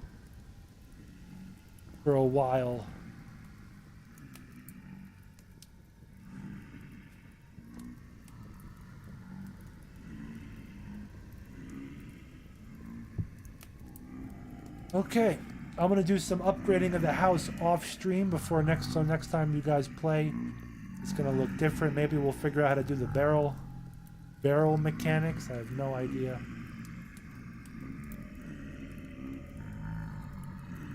We have to find some different alloys.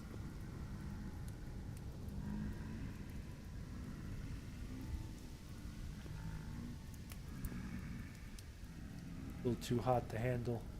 Too hot to handle.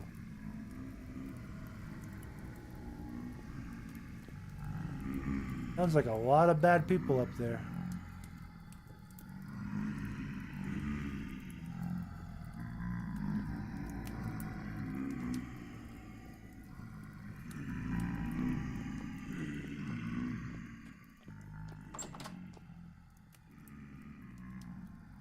It's blowing my mind, this whole...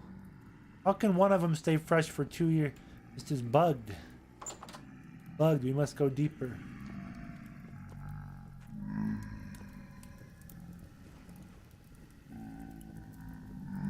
Here we go. The final one, then we're ending the stream. The final crock in the puzzle.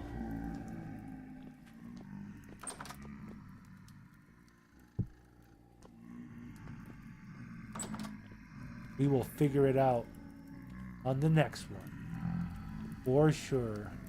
We'll use our new bloomery. Wow, look at these guys. We go out there and just try to dab on them. I don't have any healing potions or anything.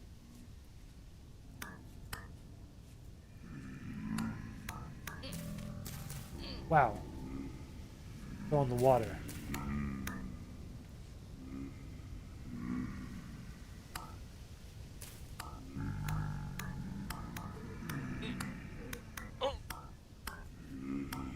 You're fucking me up.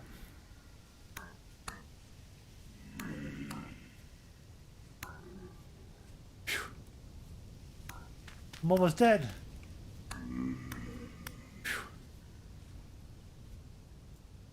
Wow, whoa. We went out with a bang. Ooh, a temporal gear? What the...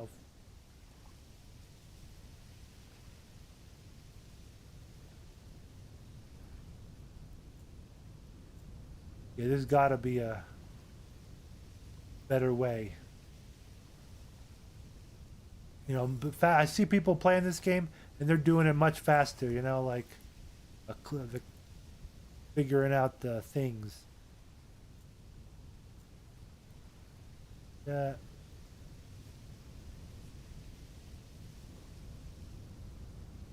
My flint shovel's almost dead. Throw that away.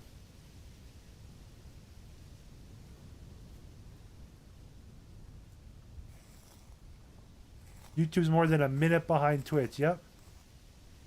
Oh yeah. I wonder what that temporal gear is for. What the bood?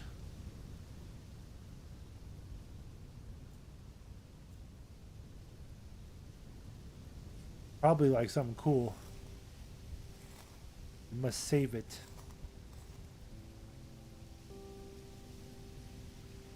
We have a lot of this flax. This is great. Next time we play, we're gonna start out good. I have to heal up though. There's ways to heal in this game. I'm all out of the like healing balm that I had. The music is comfy in this game.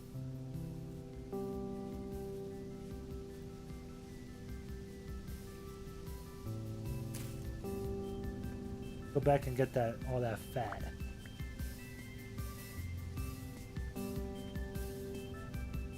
Get back inside, holy moly. The temporal storm.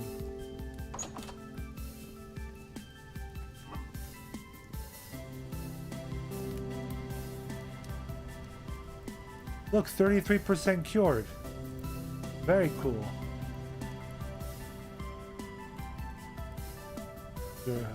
Can I cure this one? Yep. Okay, That's like a medium hide. Not a Sam hide, a medium hide.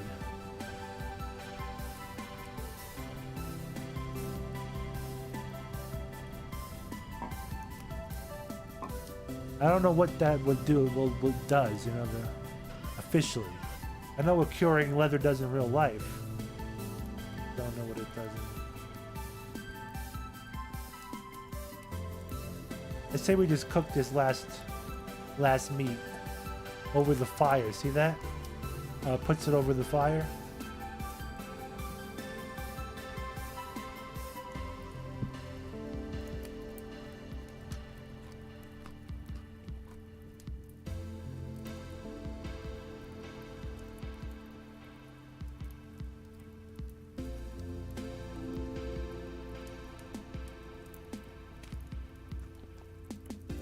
Fill the barrel up with rot.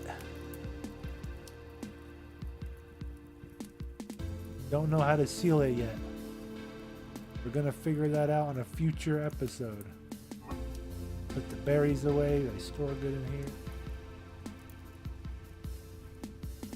here. Excuse me. Oh yeah, that was a good sneeze. Damn it. How'd I open all that? What am I pressing?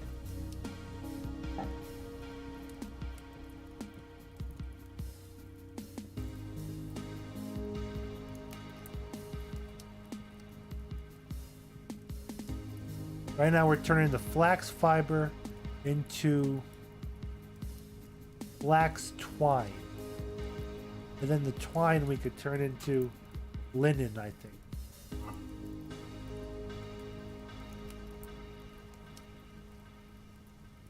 Good. That's it. That's all the housekeeping. Those there. Bing. Soon we can upgrade our backpacks. Those are the things on the bottom. I have 4 baskets as backpacks. But guys, this has been fun. Save world and leave. I hope you guys enjoyed Vintage Story. Definitely a unique game. It's definitely different than Minecraft. I think it's the Minecraft killer once people, you know, wake up to it and realize it's there. I think it's the Minecraft killer. Right? Let's see. There we go. Guys, you have a great rest of your day. Thank you for hanging out on stream. Thank you for relaxing today. You guys are amazing. Stick around future episodes on this channel for hardcore news. Is this a Minecraft mod? No, this is Vintage Story. I'm going to re-upload this on the main channel. It'll be very clear. Vintage Story. For those out there, it is an amazing game. Vintage Story is the game. Guys, have a great rest of your day. Thank you for hanging out. Thank you for watching.